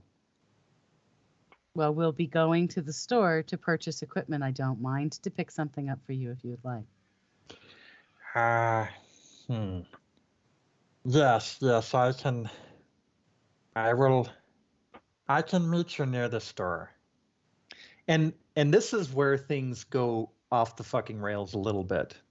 He kind of pulls back his hood a little bit, and for whatever reason, now his features kind of coalesce and kind of pull together, and he actually looks like one of the children Yeah, they from. thought he was a child. So, Right. So he can change his appearance at will.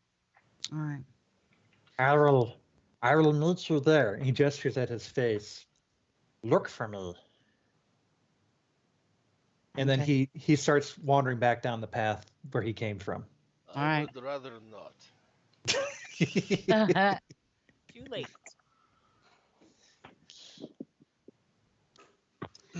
All righty. So Think of we'll it as head a off. learning adventure.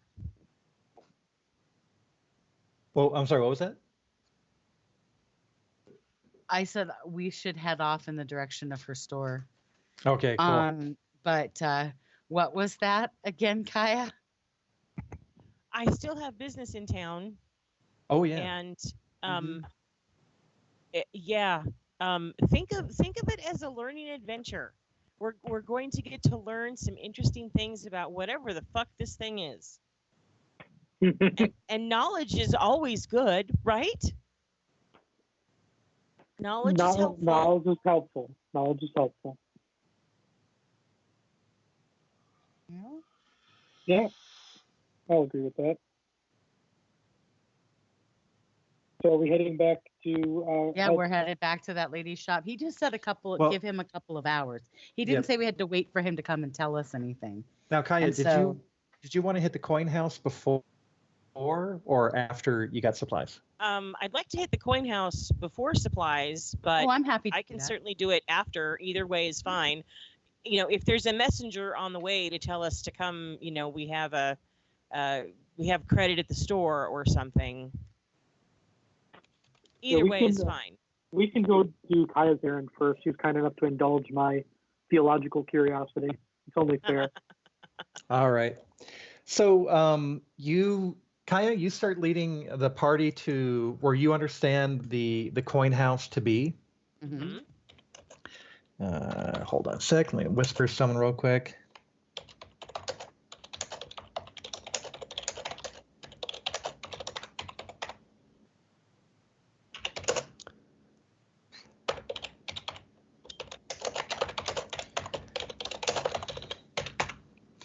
All right. So, Kaya, you start leading the group into town, and you kind of take some side streets, some kind of out of the way kind of alleys towards what you understand to be the one house of old Amara that the barmaid had told you about. She kind of give you some general directions about where to find it, and strangely, like your senses kind of guide you to this place, and you're standing in front of a building that is just now kind of starting to open up a little bit. There's a young boy who's kind of sweeping the porch area of this building, and you can all tell pretty evidently that this is some kind of gambling hall. Mm. I will turn to the party and you know, this is my church. You are welcome. However, I'm not responsible for you inside. Free will takes place here. You are welcome to wait outside while I conduct my business.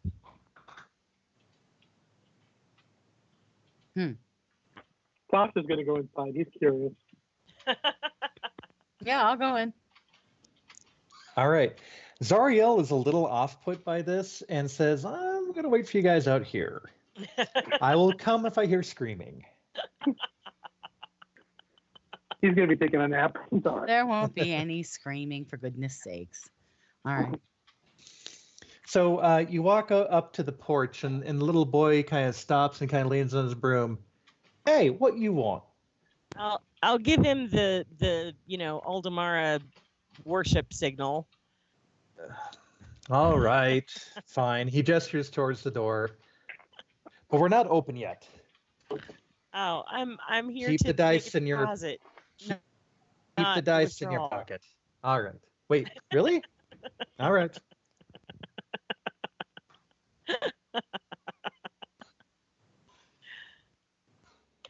I go inside and I look around for whoever looks like they're probably in charge this time of morning. All right.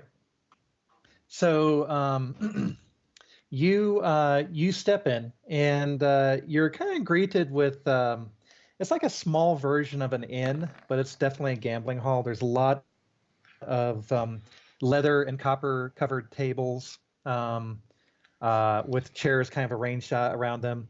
There's a bar in a corner with a young teen girl who's kind of busily kind of like stocking it and putting some bottles up and cleaning glassware. There's another young boy who's in here sweeping as well. And then there's an older gentleman who is standing there and is a little surprised when you enter, and kind of like puts his hands on the hips and says, "Can I help you?" And I give him the same Oldamara worshiper greeting. He returns it, but he's still, kind of looking at you questioningly. I'm here to conduct some business. I need to leave a deposit to be kept safe for a local farmer. I am not going to be able to visit his homestead. And what I would really like is to make a deposit in his name as a bank to be kept in reserve for his use should he need it. He gets a strange smile on his face, and one of his eyebrows go up. You're opening an account for someone else to be paid upon your death? Oh, I hope not. No. And I explained to him in as few words as possible where I'm from, why I do this, that I'm tithing, that I have that the tithe on the road I want to be kept in reserve for the widow and child who live with the brother at the farm. Uh-huh. He is not he is confused by all this, but he kind of slips into, don't tell me the details, I'll just do as you ask. Very well. Well, come on back here, and please. He then looks at the rest of the party. Are they to come with you? They are not of my faith. They are simply companions on the road. Well, then, please come with me to the back room, and we will settle some things up. And as he's walking there, he kind of turns and kind of with a hand. You understand that there will be a fee, correct? There is always a fee. Good. And then he he leads. leads you into one of the back rooms on the ground floor. Here, he kind of leads you into a room. And it's kind of very much a coin house. It's not necessarily like a real bank, but essentially a place with some safety deposit boxes and so on. It is in here that there is a man who is in chainmail with a scimitar, who was kind of busily kind of counting some things. When you enter, he kind of closes the coffer and says, "Can I help?" "Oh, yes." And he quietly puts the coffer into one of the safety deposit boxes, puts the box into the little cubby and locks it, and then leaves so that you all can conduct business. Now, And as he's leaving, he kind of looks and says, "I'll be outside." and I haven't recognized anyone. No, you don't know. No one. I don't recognize anyone from the night before or anything like that. Nope. So now that I'm alone with the dude in charge, Mm-hmm. I'm going to ask him, have you sanctioned the goings on in the neighborhood? What do you mean sanctioned? Well, I know the house always wins. To be clear, I am not a follower of Oldamara. I am simply the head of the house. A banker. Yeah. Out of great respect for the great laughing man, I maintain this house and maintain this business, but I am not a follower. Also, I do not have dominion over all the gambling that happens in town. So, should Aldemar frown on the establishment in question, I'm you would have nothing to do with that. no, I would not. I'm Would you not would here. you be a little bit clearer about what you saw that you thought was an affront to your god? Well, there's cheating and then there's stealing. And cheating at cards is a given. Stealing is another matter. I was taught by my priestess that things are done in a certain way. But I am in another land, and perhaps they observe Aldemara's rights differently here than they do where I am. Describe stealing that you saw. I'm going to tell him what I saw, the stanky behavior at the tavern, and while overall the tavern was a positive experience and I would stay there again, and The guy food that was was okay, but ripping not off great. the gambling tables Yeah. was not cool. Yeah, it's like, that's not how it would be done where I come from, but who am I to judge? I am not from around here.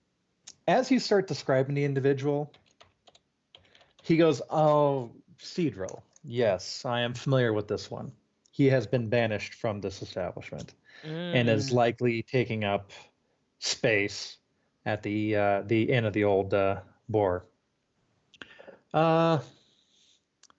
Again, sadly, I have no dominion over that, although I suppose I could speak with Garon a little bit. Nice. It's not my business. I'm not the bouncer here, but I have been a bouncer elsewhere at a casino of Aldemara. So it is not my place to speak with Garen, but I thought perhaps someone might want to, clue him in. I would hate to see his establishment get a bad reputation. At least an undeserved reputation. How very kind of you to be looking out for the local businesses. I appreciate that. He then starts producing some keys on a keychain and finds a double lockbox and starts unlocking it and all that. So let me ask you, so you mentioned bouncing. Is that the other reason you came here? Oh, well, if I had gotten here first when I came to town, I might have been looking for work, and I might be in future. But no, at the moment, I am about to go on an adventure. And before I go on that adventure, I want to make sure that my tithe gets to the person that deserves it. Ah, and he unlocks the box and produces the lockbox inside. And he also starts producing some paperwork as well. Very good. Well, it sounds like you have some business to attend to, but if you do come back in one piece and are looking for some work, bouncing is always good, but also making sure debts are collected is even better business. I can definitely use one such as yourself in that matter. I appreciate that, and He opens up the box and kind of gestures to you and the box, and also produces some paperwork. And it looks like the going rate for this lockbox is essentially going to be a silver piece a week, which seems kind of steep. It does seem a little steep. I only want this to be a short-term rental until the party in question can retrieve these goods. Part of the costs are involved in another party having access to this, duplicate keys and so forth, but also that all of the funds will make it to the other party. I can greatly reduce the fee if we get to keep 10%. I don't need the fee reduced. After a year. Okay. Oh, after a year. I would hope that they would come to town before that. Okay, I will agree to your fee. You may keep 10% after a year if neither the party in question or myself have retrieved the goods. Very good. Then what we will, and bear in mind, this goes from a weekly to a monthly fee of a silver piece for the lockbox. You may pay as much of that ahead of time, but if you are in arrears, we will enact the 10% collection and then immediately attempt to return the funds to the other party. Is that acceptable? Okay. Wonderful. How many months do you want to prepay on this lockbox? Okay. I will prepay 2 months, so 2 silver. Wonderful. For these funds to be kept until I return, or the farmer comes to town and retrieves the goods. Very good. He then starts drafting up the paperwork. Make a perception check or a sense motive, whichever two you prefer, but only one. I didn't think sense motive existed anymore.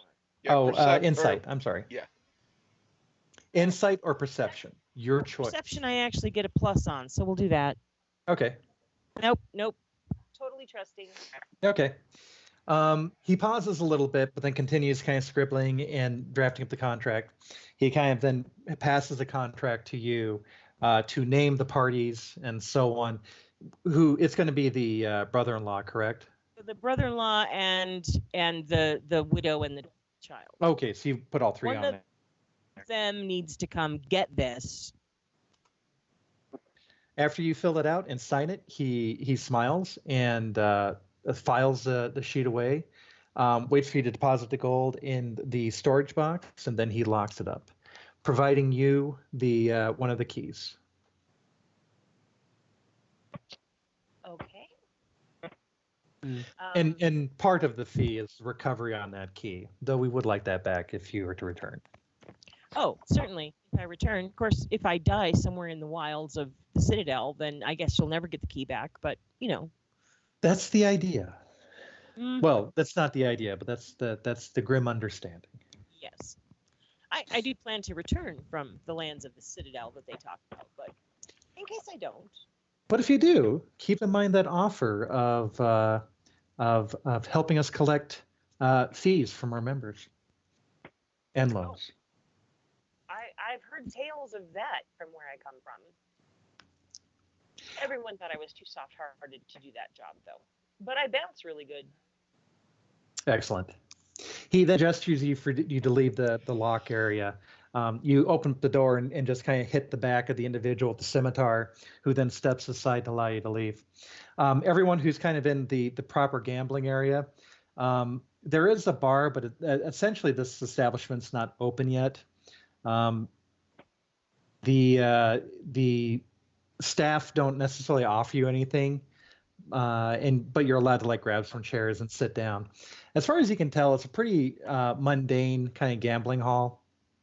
It seems like primarily it's dice, cards, kind of a domino style kind of gambling game, as well as some kind of lottery that's kind of handled in the back. Did anyone else want to do anything while Kaya was speaking with the head of house? Oh, I'm just quite literally watching everybody walking around in here. So you're looking around, Yeah. you're watching around, and you notice the traveler's not here. Dun, dun, dun. Smart guy. No, really. This is not actually a safe place to be. Not sure I blame him. When they both went into the back, another gentleman stepped out, big, essentially like another wall, kind of steps forward and kind of stands in front of the door with a scimitar. He doesn't look necessarily menacing, but he does kind of look you all up and down a little bit to kind of size you up. Just return his gaze. Absolutely no guile here. All right. He eventually breaks the gaze and just keeps looking around and all that. He does stop for a moment and kind of look back into the room, but then kind of face forward again. And then a few moments later, well, a couple minutes later, Kaya emerges from the back room, having concluded her business. Mm. All right. And at this, oh crap, it's already 4 o'clock. Yeah. Damn just it. for- Sorry. It's okay. Man, I actually lost track of time. Time flies All when you're right. having fun. So, yeah. So, Well, and we're learning a lot, even if we're not beating things up. and more importantly, we're learning a lot of things about ourselves. I don't know if that's Have we learned enough to reach a new level of insight, as in leveling? but Not- Yeah. All right. Yeah, we are about 2 sessions into the experience. Or the XP. Yeah. This is this session 3 or session 4? Session This 4, I is think. Session 4. Session 4. Yep. Yeah. All right. I will try to come up with some XP for you guys here shortly. Hopefully by next session. Won't be enough to level, but we'll get you there. So just a quick wrap up. You all leave the area and start heading toward kind of the town center area again, where you believe that the store is going to be. As you're heading down one of the main streets, a young boy who's well dressed kind of runs up to you. He's like, and he puts his hands on his thighs for a second and kind of takes a couple deep breaths and then stands up. Mother, I mean, the lady. What's her name? The lady. Wait. Why can't I remember my NPC names? The lady Hercule would like to see you. Please this way. oh goodness. Boy, been summoned to the store. Yeah. She must be all manner of excited that we're gonna go find her kids. Anyway, Yep. so that's where we're at. Yep. Next, our 2-week would put us on the 2nd of February. I'm good. I think that works for me. Yep. It's fine for me that I know of. You know, it's Yep. When's the 14th? All right, cool. 2 weeks following That it. Friday. Yep. Yeah, That Friday. Friday So Friday after. Okay. So Groundhog Day. Oh yeah. Sorry, we get an extra day Use the this shadow. year. Do we It's all not do we get playing. some kind of loot? Who what? If the groundhog sees his shadow, do we get some kind of special loot? Yeah. No, if the groundhog sees its shadow, it's another 2 weeks of role playing. No action. No, actually, that aside, I think you guys are doing some great role playing. Thank you for Awesome. Well, thank doing you that. for that. Hey, Yeah. you know, sometimes good role play can be just as good as good combat. Mm-hmm. All right, cool. Well, thank you, everyone. Feel free to update notes if you want. I got some of my notes here, which I still need to flesh out a little bit. Is there anything you guys want to do or talk about before we sign off? No. No, I think we're good. Nope, just keep in mind All on what right. I let you know there in the Cool. chat.